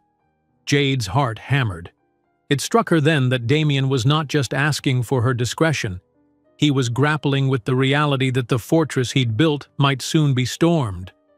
Perhaps a part of him sought an ally, or at least a staff member who wouldn't exploit his vulnerabilities. Jade felt that pull again, the urge to offer comfort beyond her professional role, but her place was to remain respectful, polite. And so she did. Damien turned back to the window. "You're dismissed," he said quietly. "Thank you for your work." Yet Jade sensed unspoken gratitude in his tone. She bowed her head and left, As she exited the suite, her breath trembled slightly. Each time they spoke, she felt herself drawn deeper into the undercurrent of his emotions. She recalled a line from a novel once read in simpler days, that sometimes a person can carry so much sorrow that even the quietest kindness feels like relief. She wondered if that was how Damien felt, weighed down, yearning for understanding yet terrified of being seen. Nightfall came swiftly. The staff finished their tasks and retreated to their quarters, the weight of the day's efforts stifling any impulse for conversation. Jade ate a simple supper alone, her thoughts far from the mundane meal. Then she slipped outside to the small courtyard for fresh air, something she'd begun doing often. The star-flecked sky offered respite from the mansion's tensions, the gentle breeze rustling the ivy on the walls. She was surprised to see that she wasn't alone. Leona stood near the courtyard's stone bench, arms folded across her chest. On hearing Jade approach, she turned, offering a tired smile. "Long day," she said, no question in her voice. Jade nodded. "Yes, it feels like we're perched on the edge of something big. The atmosphere is heavy." Leona exhaled. "I was checking the side entrance earlier. The security guard said Ms. Adele came by again this afternoon, demanding to see the master. They turned her away at the gate." She gave a small, humorless laugh. Between the possible gala and her persistent visits, the staff is on pins and needles. Jade's heart skipped. So Adele was still trying to breach Damien's walls, literally. She recalled the tension in Damien's eyes. Maybe this was the last thing he needed. An uninvited ex-fiancé lurking at the gates while he prepared to face corporate donors. "Did Ms. Hall mention anything about it?" Jade asked quietly. "Only that the master doesn't want to see Ms. Adele until he decides otherwise." Leona shrugged. "But how long can that hold?" She seemed determined. "I heard she threatened to make a scene if the gates stayed shut." Jade frowned at the mental image. Adele, incensed, pacing outside the estate gates, possibly hurling accusations. It wouldn't take much for gossip-hungry onlookers to amplify the scandal. "That's trouble waiting to happen," she murmured. Leona nodded. "We'll have to be vigilant. If Ms. Adele escalates, it could compromise the event, assuming there really is one." They fell silent, each grappling with how delicate the household situation had become. Jade closed her eyes, inhaling the faint floral scent carried on the wind. She pictured Damien in that moment, perhaps alone in his private quarters, weighed by decisions he never wished to make. She pictured Ms. Hall worrying behind her stern professionalism and the staff bracing for tomorrow's tasks. And overshadowing everything was the knowledge that Adele might be the fuse to a powder keg of unresolved anguish. Eventually, Leona bid her goodnight and slipped back inside. Jade lingered a while longer, letting the courtyard's stillness calm her racing thoughts. She recognized that events were converging. The threatened public event, Adele's unrelenting approach, the philanthropic demands that forced Damien into the spotlight. And here she was, a new maid, drawn into the swirling vortex by chance and the faint trust Damien had started to place in her. A quiet vow formed in Jade's heart. She would stay alert, remain loyal to her duties, and perhaps lend a shred of compassion if the chance arose. Because Jade believed that even behind the thickest walls, a single act of understanding might ease the burden. At last, she returned to her room. That night, she found sleep elusive, drifting only after hours of restless half-dreams. Through the half-darkness, she thought she heard footsteps in the corridor, soft, measured. Maybe it was Damien wandering the halls, as though searching for a solution that eluded him. Or maybe it was only her imagination. But in her final moments of consciousness, she wondered what the morning would bring. A phone call from Adele, a directive for an official gala, or some new secret unspooling. Glasswood Estate was stirring from its slumber, and Jade felt that once fully awakened, it would never be the same again. Sunrise arrived with pale gold rays cutting through the soft haze that clung to the orchard. Despite the early hour, the estate was already a hive of activity. From her bedroom window, Jade watched house staff bustle across the grounds, speaking in hushed tones and carting supplies. There was something distinctly tense in their hurried footsteps, as if everyone sensed a shift in the mansion's equilibrium. She dressed quickly, tying her hair back as she slipped into her crisp uniform. Before heading out, she paused to look around her small room, simple but comfortable, a space she'd begun to call home. She exhaled a steadying breath. That morning, the house was to hold a tasting session for Damien and Cecilia, verifying the proposed menu for a potential gathering.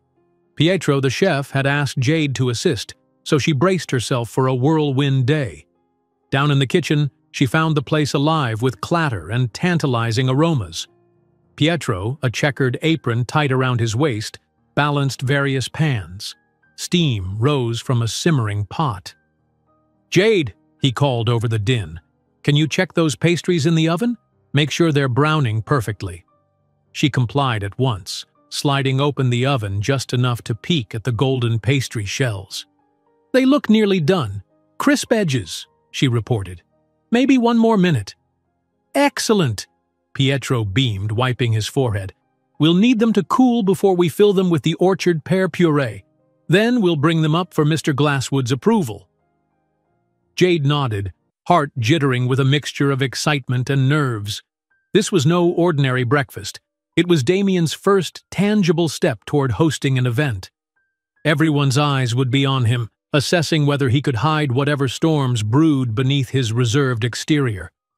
As Jade set about garnishing the pastries with delicate herbs, she wondered if Damien and Cecilia's conversation would stay on business, or if personal tensions would surface. After all, the lines in this house were never clearly drawn. Moments later, Ms. Hall entered, her strides brisk. She carried a list scrawled with tasks, glancing at Pietro's busy counters. "Chef," she said, "the master will be ready in the small dining room in 15 minutes.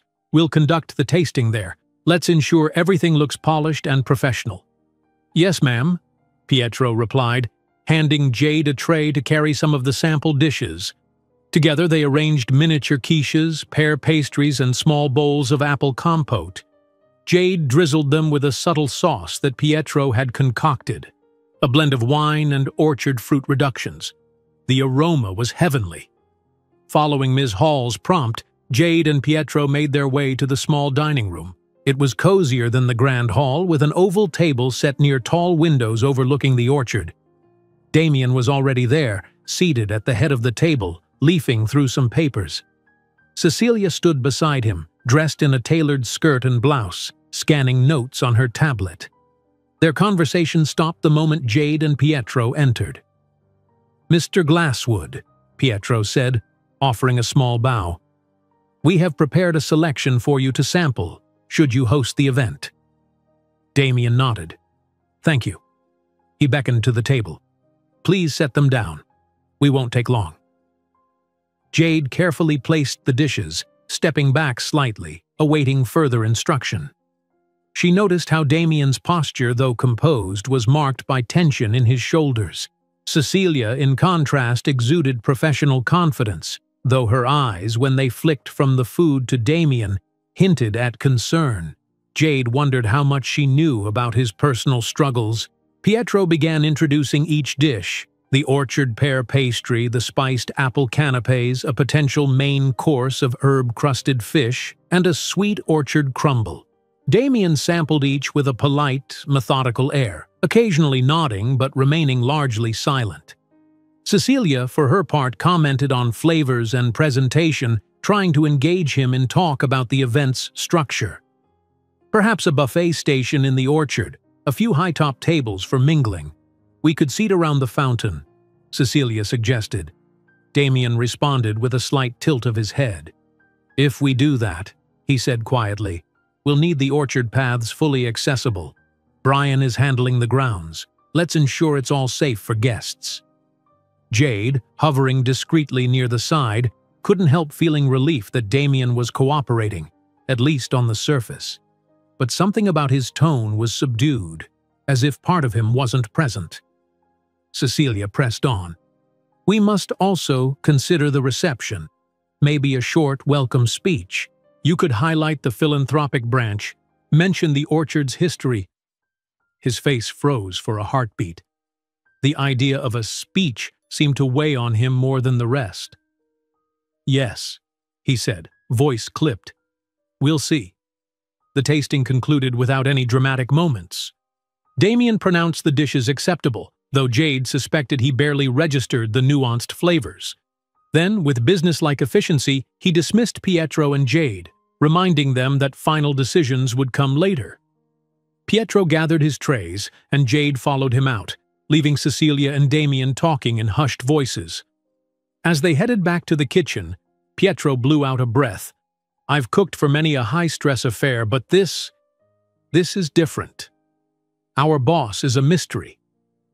Jade only nodded. She admired Pietro's skill in the kitchen, but she couldn't discuss the deeper complexities of the mansion so openly. Instead, she helped him unload and wash the dishes, making sure everything was tidied away. The day was far from over. She had more tasks ahead, polishing silverware, assisting with fresh flowers for the orchard, and keeping an ear out for the next directive from Ms. Hall. Around midday, as Jade arranged lilies and pale roses in a crystal vase, she caught a glimpse of Adele in the hallway, the same sudden shock as if a ghost had materialized. Adele stood there in her refined dress, posture rigid. Ms. Hall was confronting her, clearly agitated. "You cannot be here without an appointment, Ms. Adele," the house manager insisted, her voice low but firm. Adele's face was pale, her eyes bright with stubbornness. "I'm not leaving until Damien agrees to see me." From her vantage behind a half-open door, Jade watched Ms. Hall's scowl deepen. "The master is busy with urgent affairs and doesn't wish to speak with you." But Adele merely lifted her chin. "He will speak to me eventually. We have unfinished matters. Either let me wait, or I'll make a scene out front." Ms. Hall drew a sharp breath, but before the argument could escalate, Damien himself appeared at the end of the corridor. "Hall," he called, "step aside." His voice was calm, although the tension in his gaze was unmistakable. Adele turned, relief and desperation mingling on her features. "Damien!" Ms. Hall glanced at Damien, uncertain. He nodded, granting her silent permission to move back. When Ms. Hall retreated a few steps, Adele drew closer, speaking in a low, urgent tone Jade couldn't fully catch. Damien listened with a face carved in marble. Jade inched forward, but all she heard was a fragment. "You owe me at least a conversation about—" Before Adele lowered her voice again, Damien let out a long exhale. "We'll talk, but not now," he said at last. "Tonight, if I can. Ms. Hall will reach you if I decide." Adele started to protest, but the look in his eyes left no room for argument. She relented with a tight nod. "Fine, I'll wait, but don't expect me to vanish." Her final glance carried both longing and anger, as though she simultaneously hated and yearned for him. Then she turned on her heel and swept away, footsteps echoing. The silence she left behind was thick. Damien's shoulders sagged a fraction, and he waved Ms. Hall off, not wanting any further escort. His eyes flicked inadvertently over the spot where Jade stood, half hidden. She froze, uncertain whether to emerge or remain concealed. But Damien, eyes exhausted, turned and strode away, presumably to the privacy of his study or bedroom. Jade exhaled, her heart pounding from the tension she'd inadvertently witnessed. She set aside the vase of flowers, her mind racing. Adele was pressing for a conversation, determined to break through Damien's walls, but with the threatened gala looming and the staff in a frenzy, Jade wondered whether he had the emotional bandwidth to face that conversation. In the staff dining hall, Jade found Leona and a few others already whispering about Adele's presence. Clearly, the woman's arrival had not gone unnoticed. The footman looked uneasy, and Ms. Hall, returning from her confrontation, wore a pinched expression. In a quiet moment, Jade managed to speak with Leona. Adele was demanding to see him, Jade murmured, picking at a piece of bread. He wouldn't see her. But I heard him say maybe tonight. Leona folded her arms. Tonight? Well, that's going to set the place on edge. If she comes back and they argue, we're all going to feel the fallout. She frowned, an empathetic note in her voice. I don't know what they shared in the past, but it must have run deep.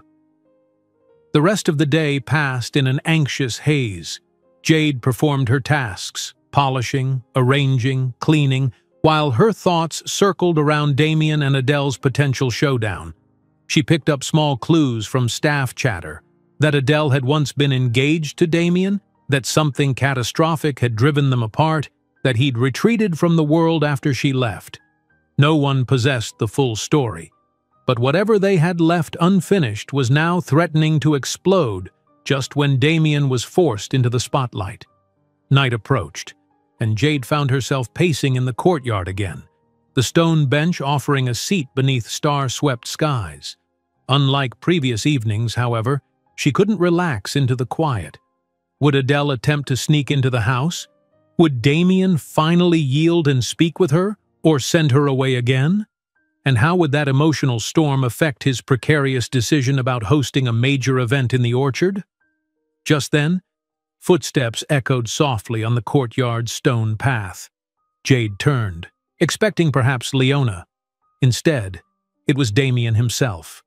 Dressed in dark trousers and a light shirt, he paused under a lantern, noticing Jade. She stood at once, heart leaping into her throat. "Sir, I didn't think anyone else came out here much." He offered the faintest tilt of his head. "I needed air," he said simply. His expression was solemn. The distant glow of the lantern revealed the lines of stress around his eyes. Jade swallowed, unsure if she should slip away. But Damien didn't dismiss her.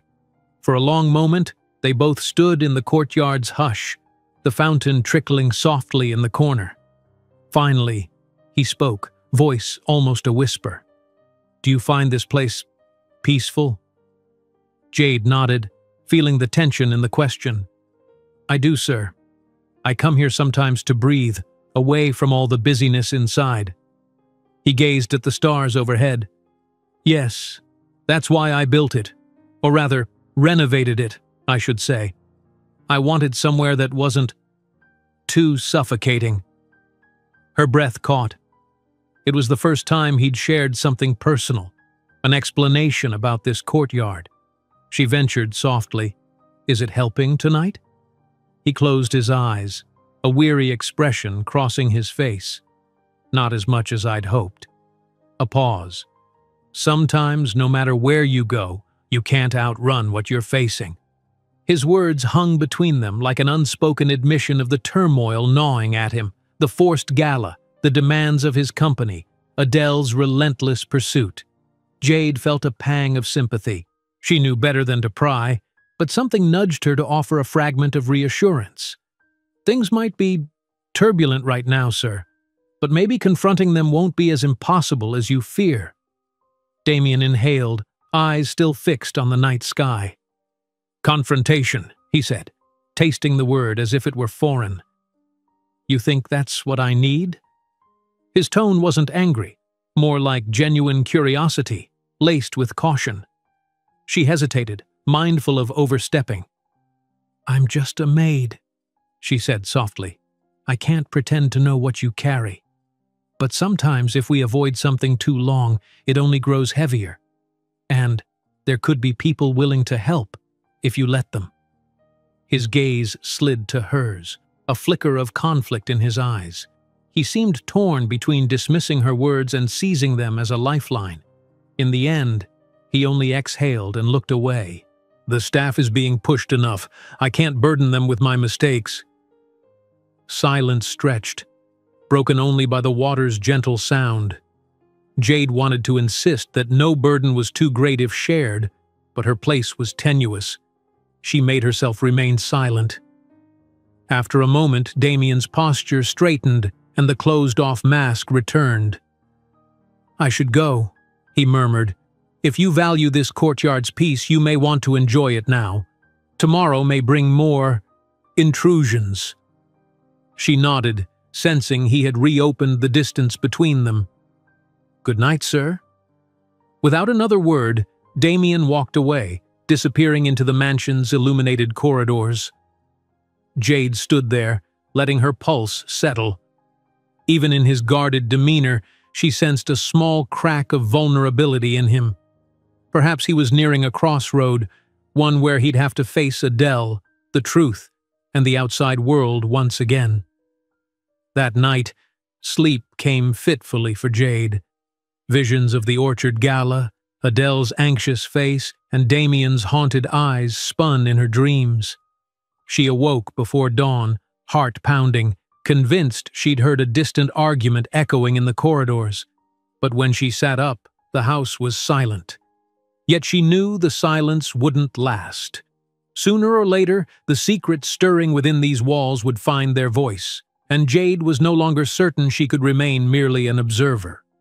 A restless dawn unfurled over Glasswood Estate as Jade stepped into the wide central corridor, her mind burdened by the undercurrents she had witnessed the night before. She'd barely slept. Her dreams had been haunted by images of Adele confronting Damien beneath starlight, of orchard paths crowded with curious strangers. Now, with the sky still tinged lavender, she was headed toward the kitchen to begin another round of tasks, though her chest felt tight with a sense that the day would bring more than ordinary chores. She was not mistaken. Upon entering the kitchen, she found Pietro already bustling about, but his usual cheerful banter was gone. Instead, he gestured urgently at Jade. "Miss Finch, Miss Hall needs you in the study. Right now. Something about finalizing details for the orchard event." Jade's heart flipped, though she kept her face neutral. "Is the event confirmed then?" she asked, remembering how everything had hung in uncertainty. Pietro spread his hands. "It seems so. Word from Ms. Hall is that the master has decided. There's no turning back now." Jade nodded, suppressed the flutter in her stomach, and hurried through the corridors. Staff members rushed past with boxfuls of linens and decor items. She even glimpsed a local florist, newly arrived with crates of blooms. It was as if the estate had awakened to a sudden flurry of life, an unstoppable tide of preparations. The hush that once ruled these halls was being broken under the weight of necessity. At the study door, she paused. Damien's personal study was usually off-limits to most staff unless specifically summoned. She'd never been inside. Gathering her composure, she knocked gently. Ms. Hall's voice responded, "Enter." She stepped into a large room lined with mahogany shelves, thick drapes, and a massive desk by the window. Damien sat there, looking as if he'd been up for hours. Dark circles rimmed his eyes, but his posture remained authoritative. Cecilia was also present, scanning documents on a tablet. Ms. Hall stood near a side table stacked with papers and binders. The tension in the air felt palpable. Damien spoke first, his tone brisk. "Miss Finch, we need your assistance in setting up the orchard for the event.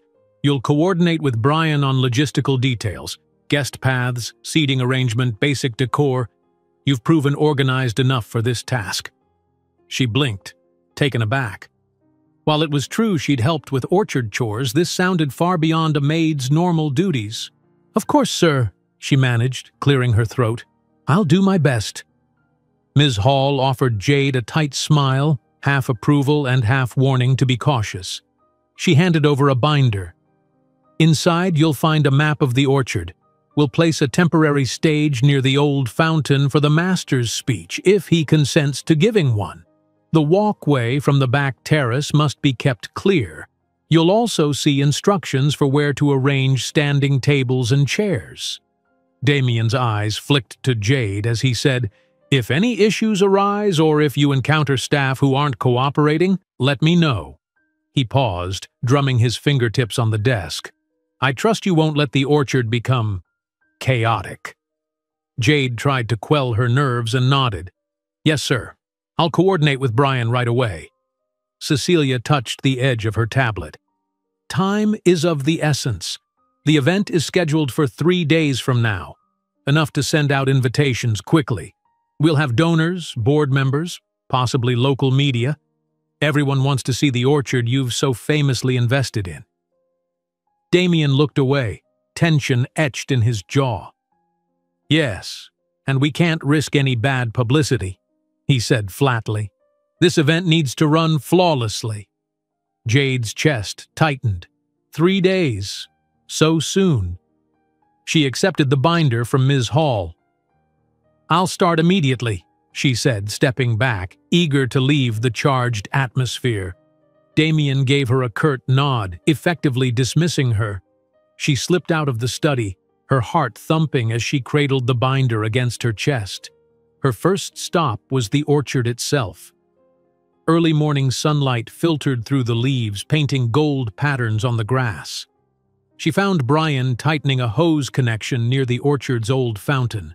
When she explained her new assignment, he raised his eyebrows. "They're entrusting you with part of the event layout?" "I suppose so," Jade said, letting out a breathless laugh.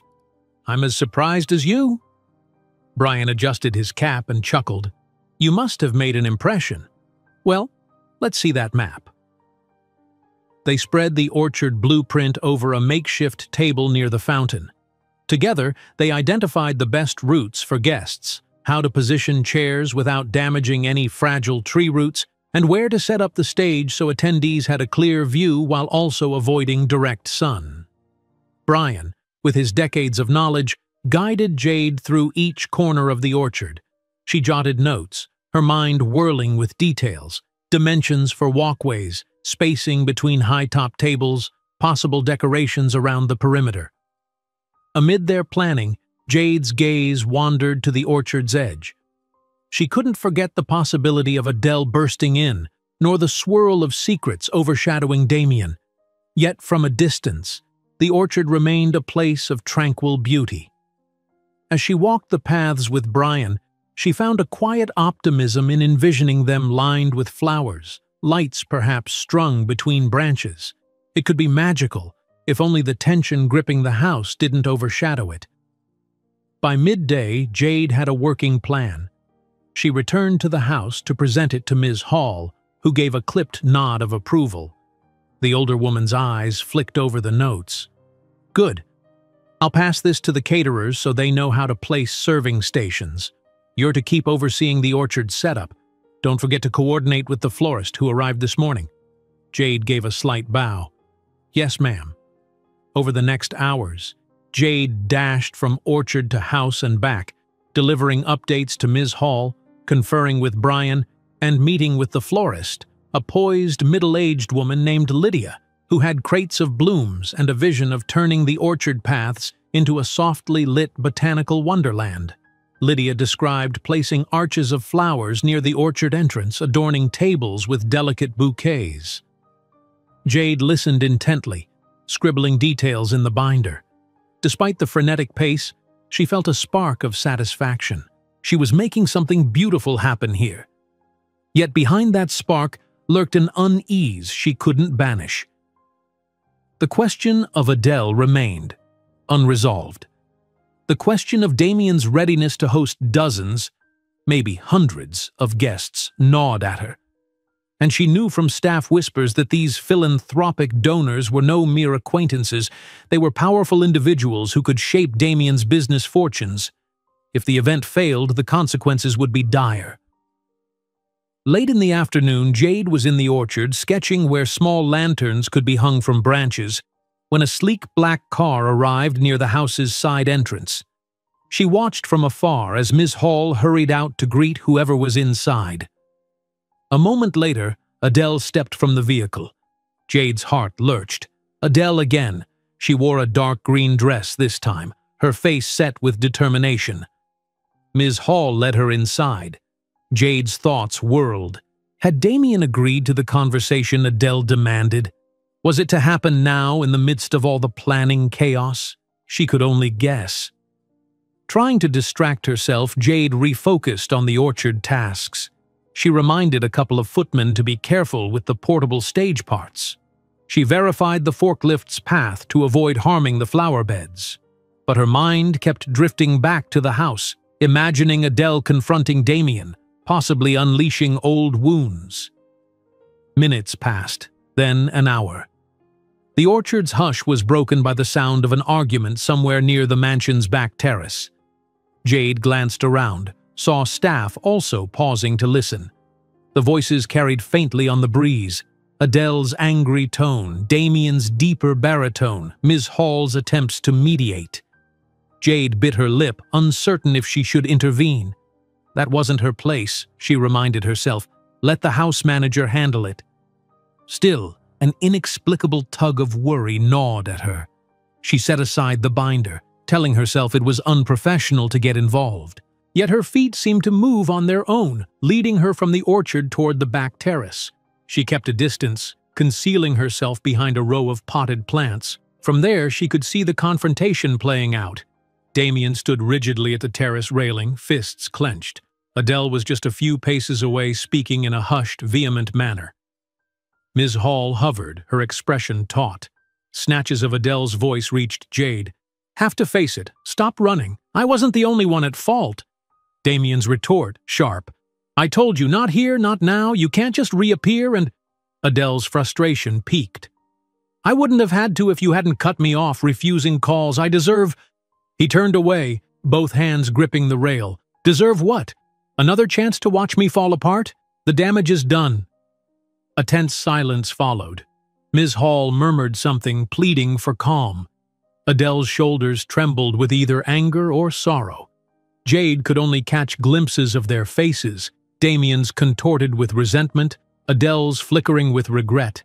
Time seemed to stretch. Then Adele pivoted, her voice rising. "Fine. Have your grand orchard show, but one day you'll have to own what happened between us." Damien muttered a reply Jade couldn't hear. Adele let out a strangled sound, half sob, half bitter laugh, and stormed back into the house. Ms. Hall, face ashen, followed hurriedly, presumably to escort her out. Damien stayed put, alone, leaning heavily on the railing, as though the weight of memory had sapped his strength. Jade's heart twisted at the rawness of it all. She had gleaned just enough to confirm that old wounds ran deep, mutual blame and heartbreak tangling them. And now they were locked in a standoff, forced by circumstances into the same space at the worst possible time. Even from her hidden vantage, Jade felt his despair as if it were her own. Part of her yearned to go to him, to offer some gentle word or a quiet presence. But she was only a maid, a newcomer with no real right to step into something so personal.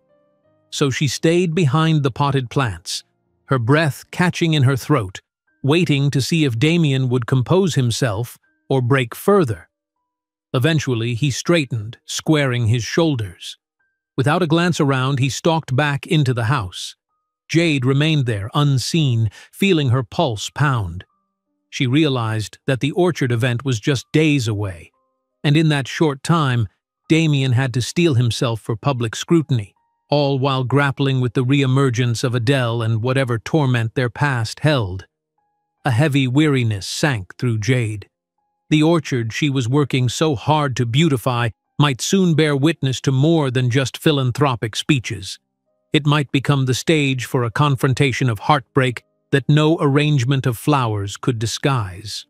For the first time, Jade wondered if her small vow to remain neutral was truly possible. She was no stranger to sorrow or secrets.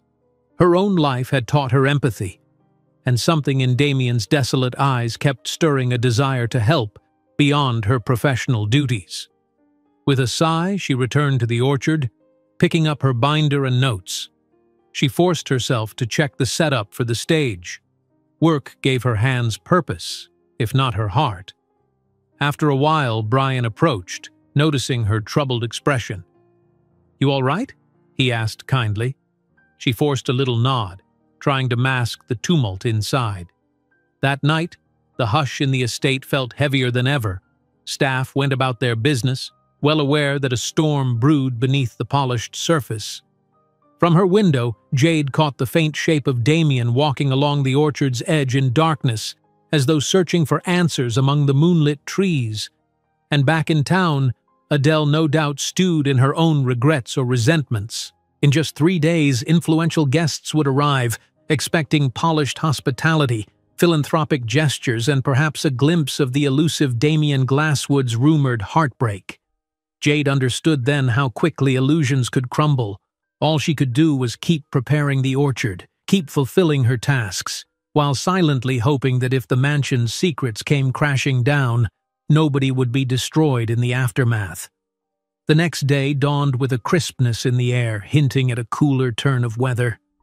Despite the early hour, Glasswood Estate was already thrumming with activity. Jade, bleary-eyed but determined, headed straight to the orchard. She had a clipboard tucked under her arm and a pen dangling from her uniform pocket. Today promised to be a marathon of final checks. Only 2 days remained until the event, and the staff had settled into a charged rhythm, swift, efficient, and subtly tense. Upon reaching the orchard, Jade found Brian giving instructions to 2 workers who were assembling the portable stage near the old fountain. Over the past day, they had carefully laid wooden panels, tested the sound system for a microphone, and set up rows of chairs. Now came the finishing touches: table placements, lanterns to be strung, and flowers to be arranged by Lydia's team. Jade made notes while Brian gestured at the orchard's perimeter, reminding one worker to be mindful of newly planted saplings.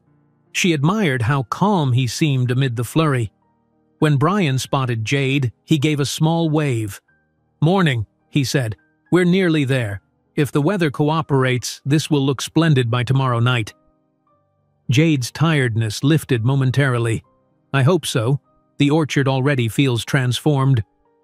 She ran a quick eye over the area, envisioning the final scene. Guests in stylish attire sipping cocktails, the hush of a new twilight layered with subdued chatter, lights twinkling in the branches. Perhaps if everything went perfectly, the orchard's gentle beauty could dispel the estate's lingering gloom, at least for a moment. But overshadowing that hope was the knowledge that Damien remained locked in conflict with Adele, and that the staff whispered of her repeated attempts to make contact. Jade had no illusions that the orchard's aesthetic would magically heal old scars. Still, she pressed on, double-checking each detail for the event.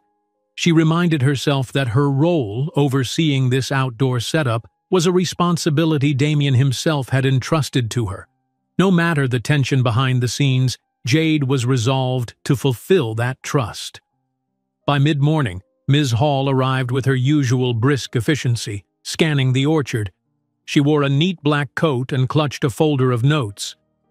"We'll have a rehearsal of sorts this evening," she explained to Jade and Brian. "We must confirm timing for speeches, music, and any philanthropic presentations. The master will be involved."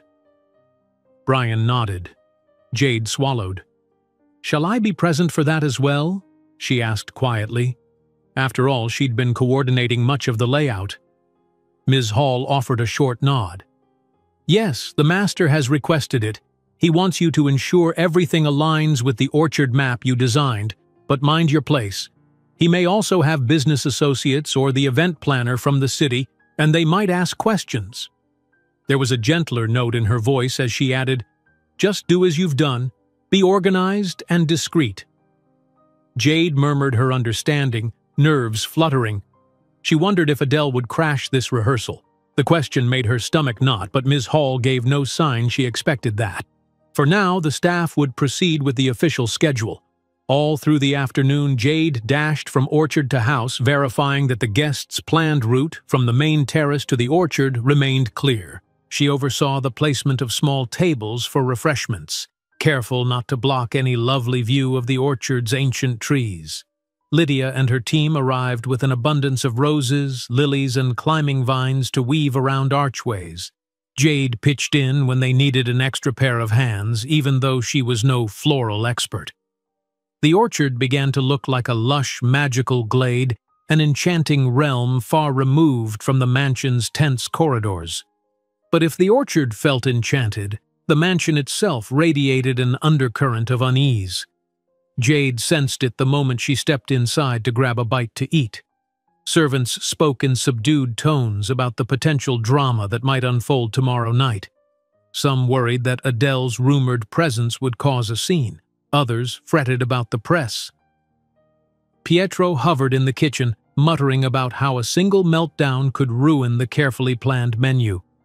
Everyone wore the strain in taut shoulders and tight smiles. In late afternoon, Jade took a brief pause by the courtyard fountain, sipping water to cool down.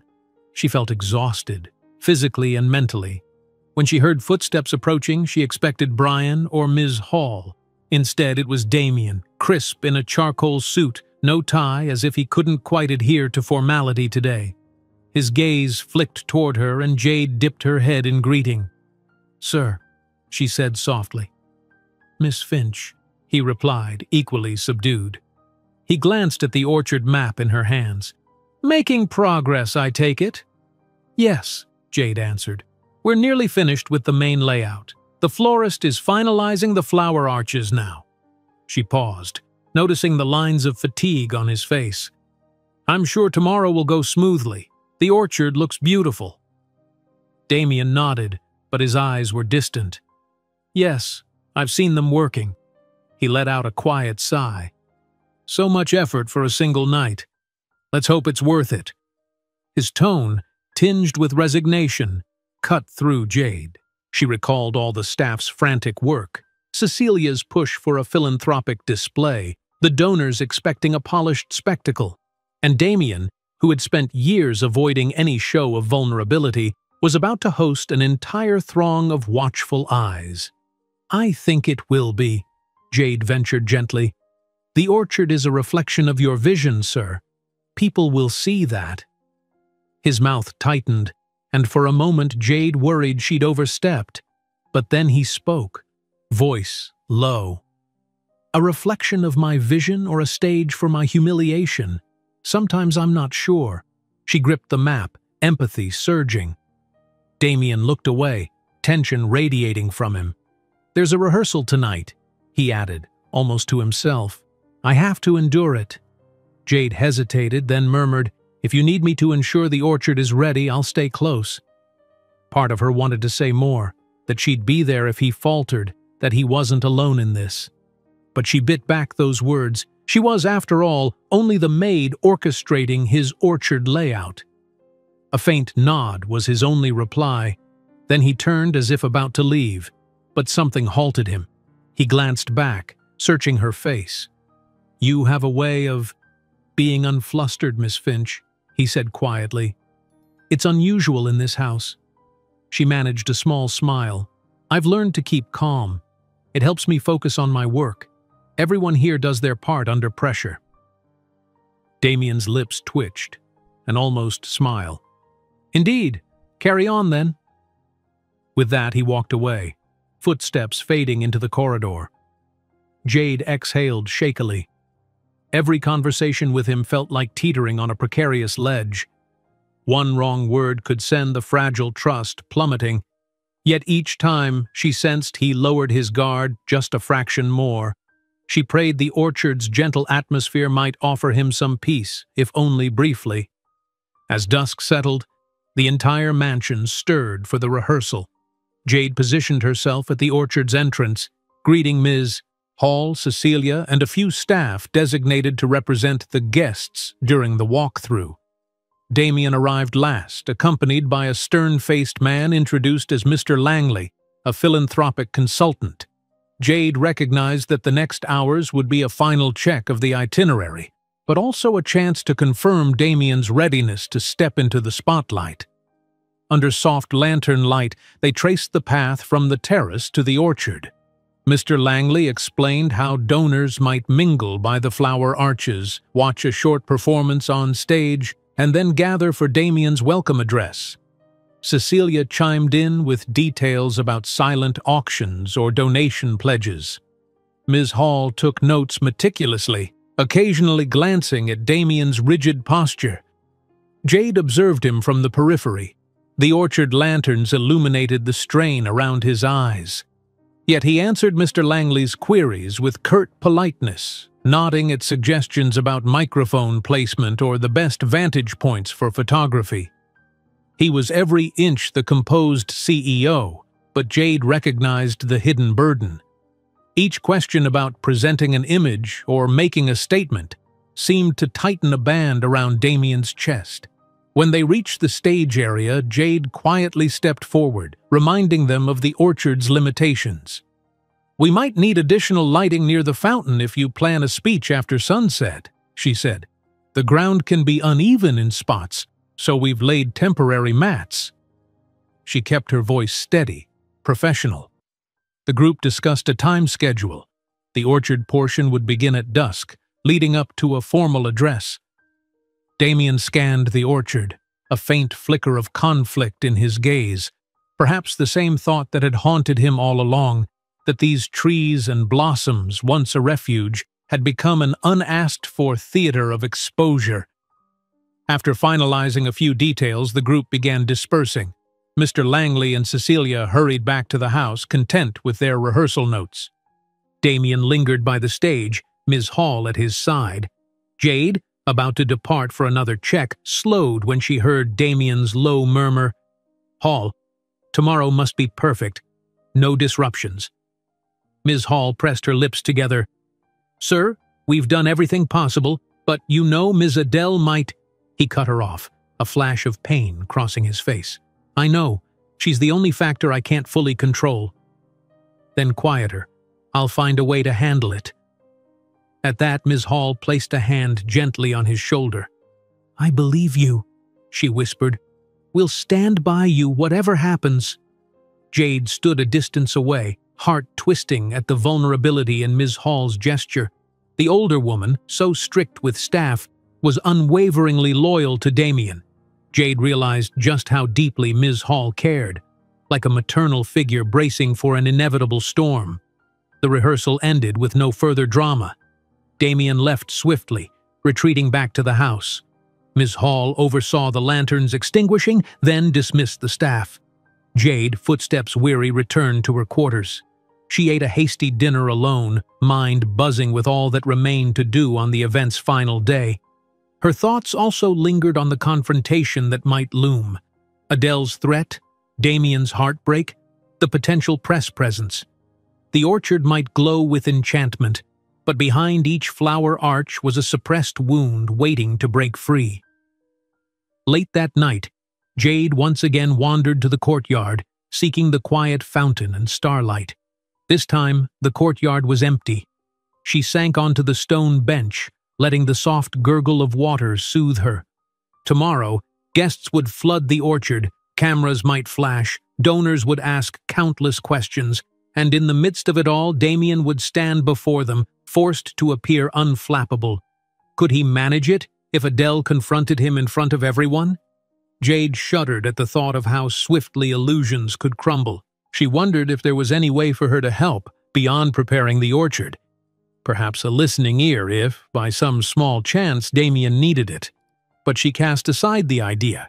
He was her employer, and Ms. Hall had made it clear that Jade's role ended at decor and logistics. Still, an ache of compassion lingered. She'd known heartbreak in her own life, though not on such a public scale. The memory made her believe that even the smallest bit of kindness could matter. Eventually, exhaustion overcame her. She retired to her room, slipping beneath the sheets. Sleep tugged at her consciousness, but it came fragmented.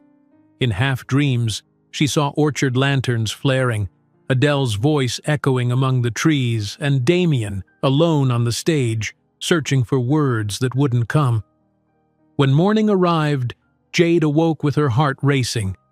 It was finally the day before the gala. Tomorrow, everything would be revealed in the orchard's glow, for better or worse.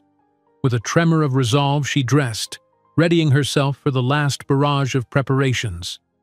As she left her room, Jade felt that time itself had condensed, carrying everyone to a moment of reckoning.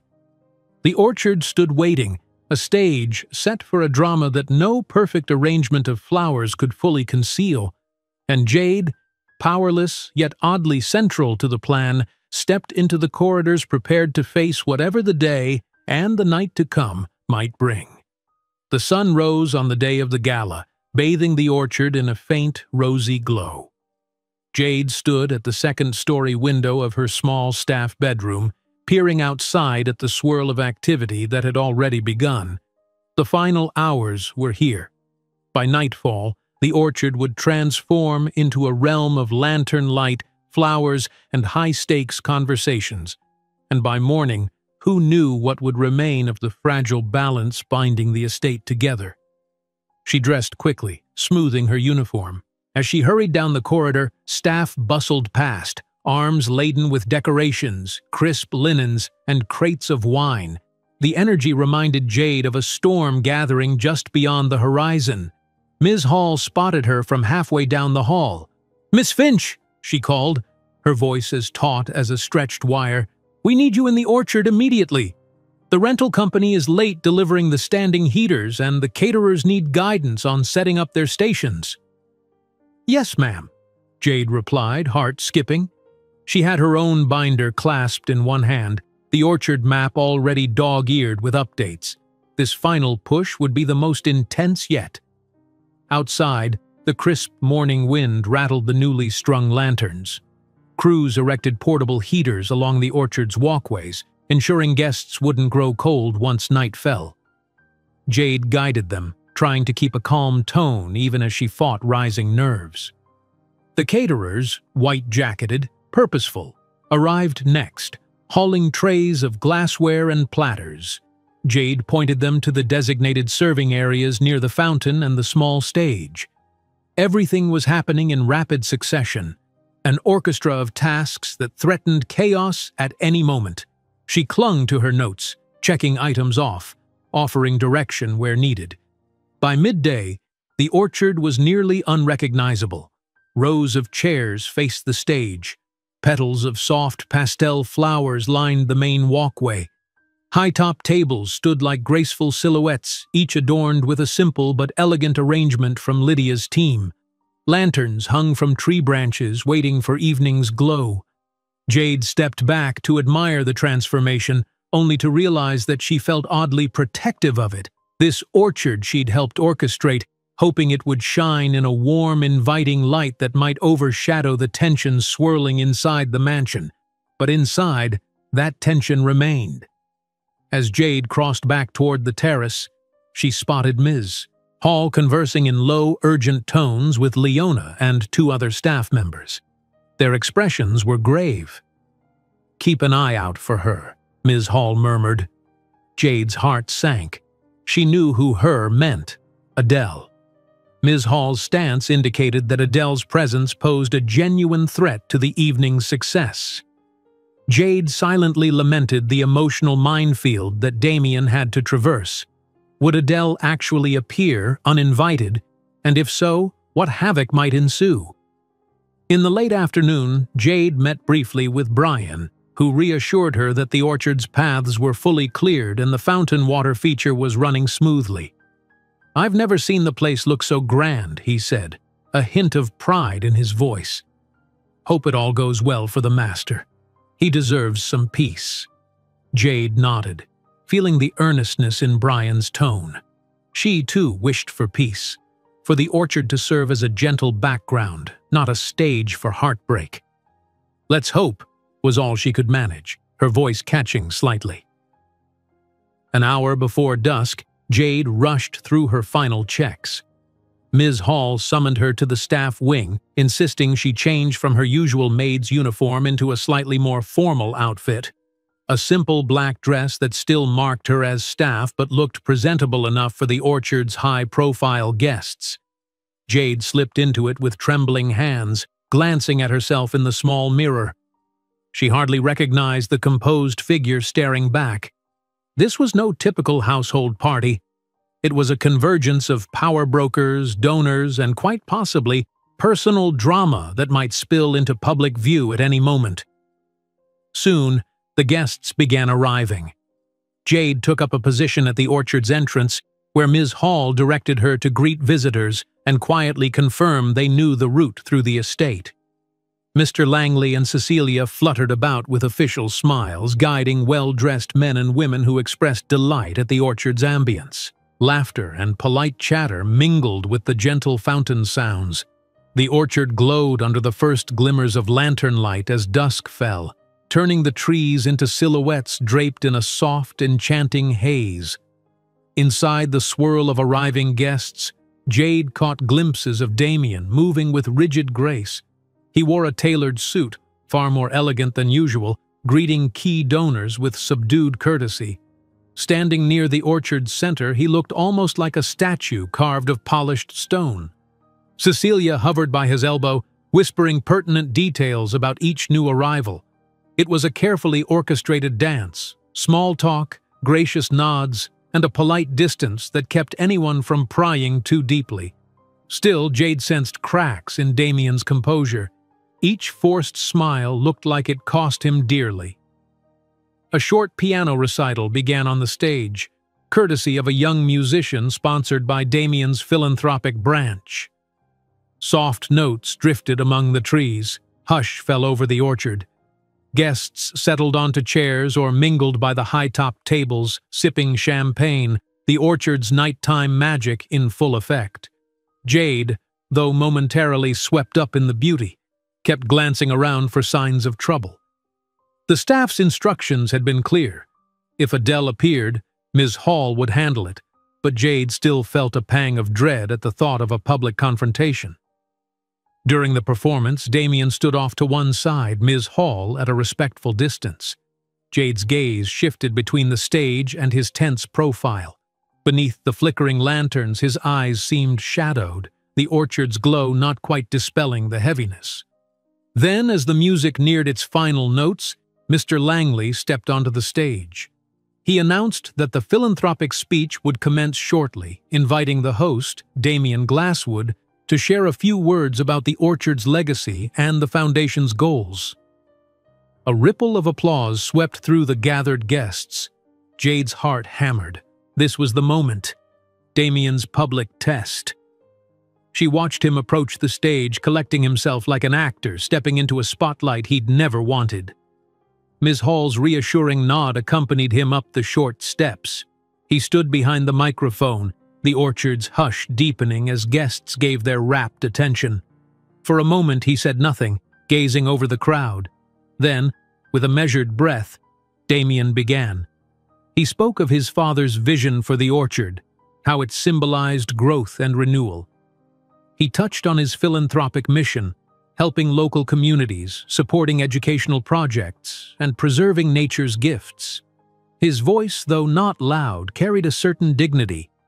The orchard's lanterns twinkled above him like a testament to the words he struggled to deliver. As Jade listened, relief swelled in her chest. Damien was managing, finding a calm that she'd barely dared hope for. Perhaps the orchard's gentle ambiance truly was an ally. The audience seemed captivated, many nodding in approval. He concluded by thanking the donors and staff, acknowledging their tireless work. Applause rang out, and Jade found herself softly clapping, pride rising in her for the man who'd refused to let heartbreak or fear muzzle him. Then, through the applause, a movement at the orchard's edge caught Jade's eye. A figure in a sleek dress stepped from behind a row of trees, her posture resolute. Adele. Every muscle in Jade's body tensed. She glanced around, seeing that Ms. Hall, too, had spotted Adele, approaching with speed to intercept. But Adele wore a steeled expression, as though unstoppable. Damien, still on stage, also noticed. For an instant, Jade saw panic flicker in his eyes. The crowd hadn't realized what was happening. Adele was out of their direct line of sight. Ms. Hall reached her, hissing something under her breath. Adele brushed her aside, gaze locked on the man at the microphone. The guests continued clapping, oblivious to the quiet drama unfolding near the orchard's perimeter. Jade's mind raced. If Adele stormed forward, the veneer of this carefully crafted event could shatter. Damien might freeze, or emotions could explode in front of donors and press. Jade swallowed hard. A primal sense of empathy propelled her. She didn't know how or why, but something told her she couldn't stand idle while everything came undone. Abandoning her post, she slipped through the orchard's margin, weaving between onlookers, ignoring Ms. Hall's startled look. She reached Adele just as the woman took a purposeful step toward the stage. "Adele?" Jade whispered urgently, sidling between her and the open path. "Please wait." Adele fixed her with an icy stare. "Who are you?" "Another of Damien's staff telling me to leave." She tried to brush past, her voice shaking. "He can't hide forever. Not from me." Despite her hammering heart, Jade met Adele's gaze. "He's not hiding. He's trying to—" She faltered. This was risky, but she pressed on with quiet insistence, lowering her voice so onlookers couldn't overhear. "He's doing something important here. Let him finish without a scene, I beg you. Give him the chance to talk to you in private afterward." Adele hesitated, trembling with frustration and sorrow. In that moment, Jade glimpsed the raw heartbreak behind her fierce demeanor. "He's avoided me for years," Adele whispered, bitterness lacing her words. "I'm tired of waiting." "But can't you see how many people are watching?" Jade gestured subtly to the crowd.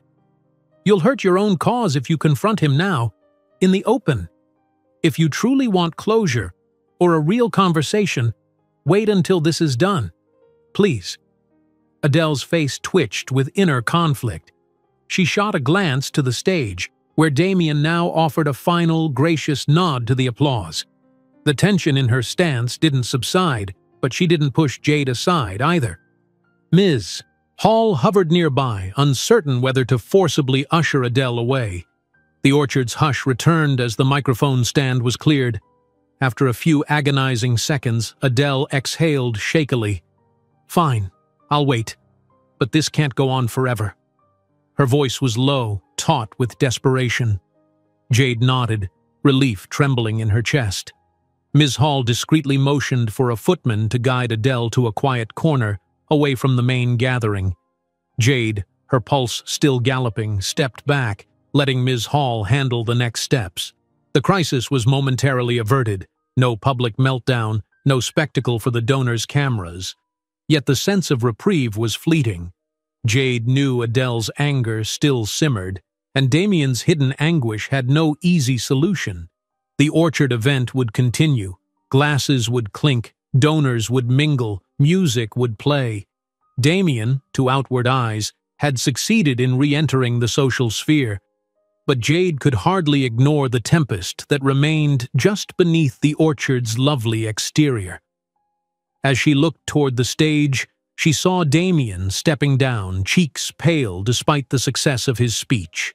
She silently prayed that for the remainder of this night, all illusions would hold, and that when they finally shattered, no one would be destroyed.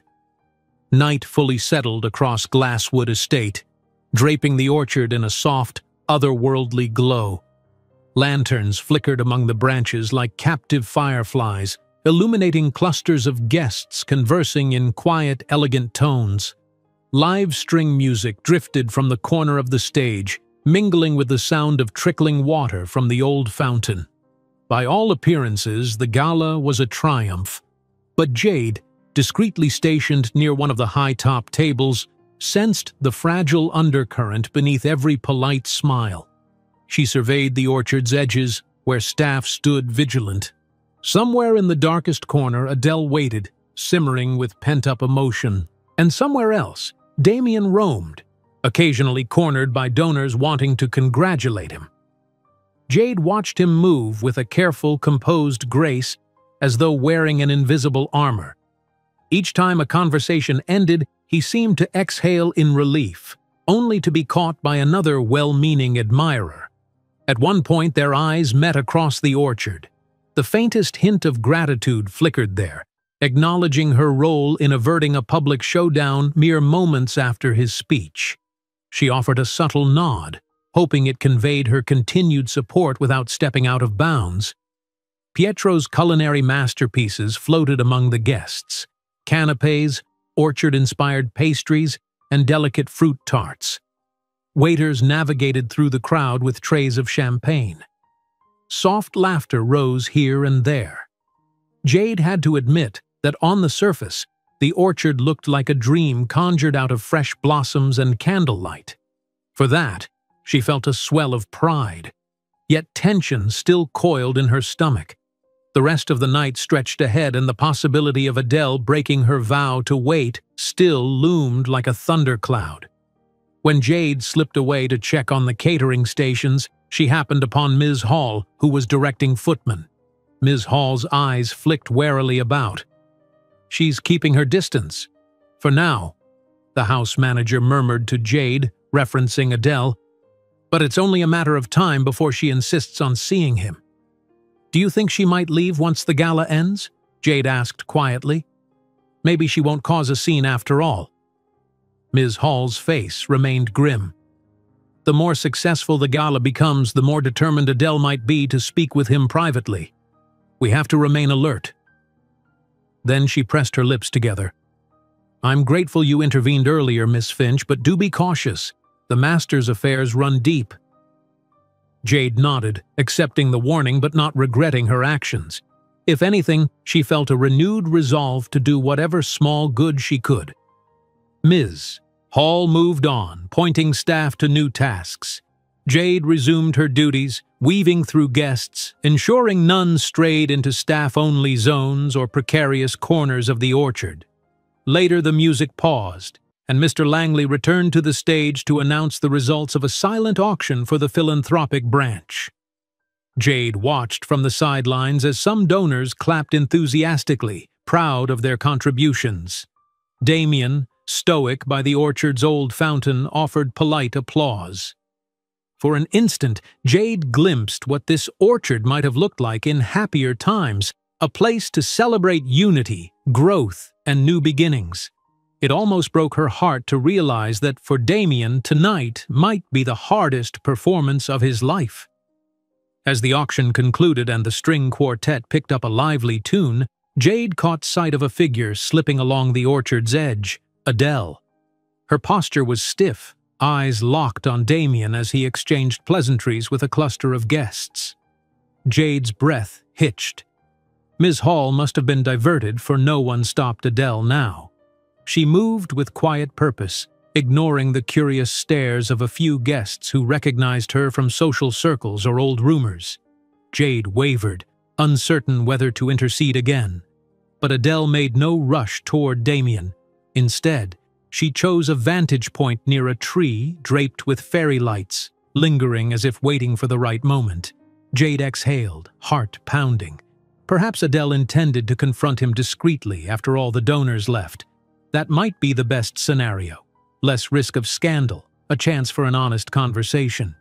Still, Jade worried what might happen if Damien refused to speak. So she hovered, half in the orchard's main clearing, half near the perimeter, ready to step in if a crisis loomed. An hour drifted by in a blur of conversation and final amuse-bouches. The attendance began to thin. Some donors departed, expressing effusive thanks to the staff for such a splendid evening. One or two local reporters snapped photos of the orchard's enchanting decor, capturing glimpses of the stoic host. Meanwhile, Damien managed to keep up his polite facade, though Jade saw exhaustion in every line of his body. He must have felt the weight of eyes appraising him, the knowledge that Adele lurked somewhere just beyond the lamplight. When the last strains of music ended, the orchard's hush crept back. The handful of remaining guests lingered by the fountain, sipping final glasses of champagne. Cecilia conferred with Mr. Langley about wrap-up details. Ms. Hall orchestrated staff to begin discreetly clearing plates, careful not to disturb the ongoing conversations. As Jade placed a tray of empty glassware onto a passing cart, she sensed the orchard's mood shifting, like a play nearing its final act. She turned and saw Damien approaching.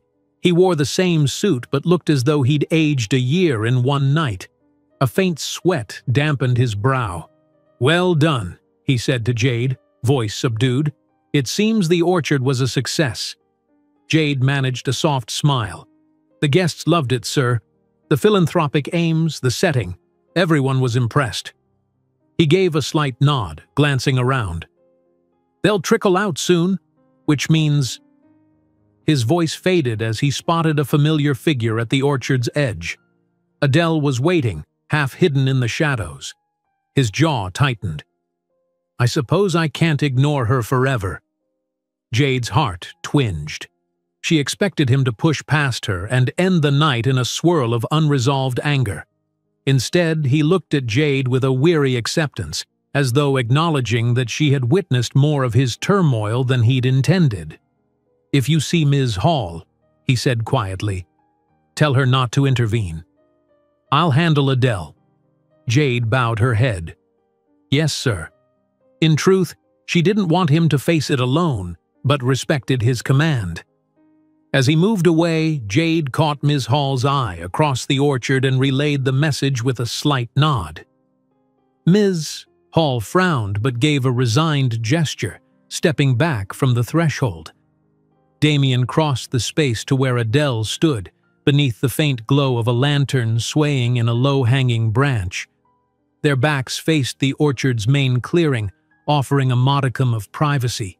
Jade, from a distance, saw Adele's face pinch with emotion as Damien approached. She saw Damien dip his head as if bracing himself. Then they began speaking in hushed, urgent tones. With the orchard nearly empty now, staff focused on tidying. Some footmen folded chairs, others extinguished certain lanterns. Yet Jade hovered near the scene, not to eavesdrop, but in case matters escalated. She glimpsed Adele's expressions shift. Anger, hurt, longing. Damien maintained a rigid stance, but occasionally his hands gestured with frustration. Several times, Ms. Hall or Leona cast anxious glances that way. Everyone knew better than to intrude.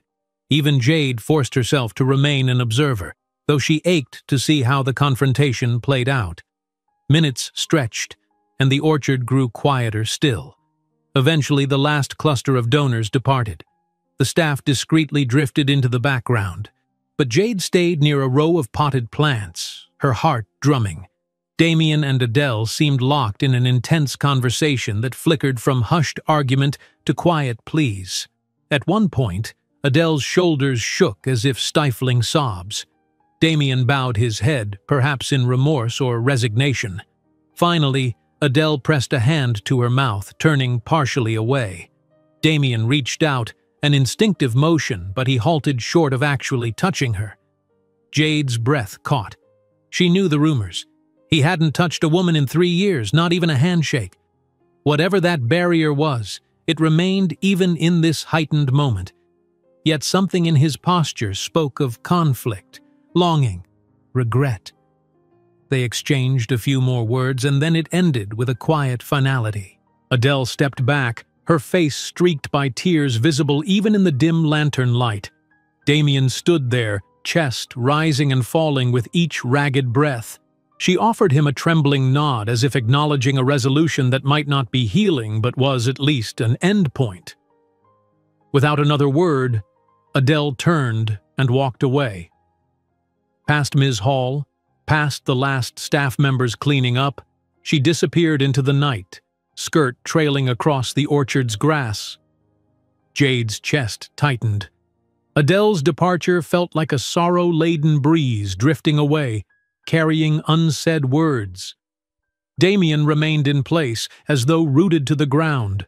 Staff eyed him uncertainly.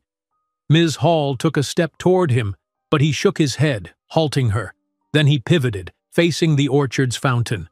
One by one, lanterns were being extinguished, the orchard receding from its former brilliance.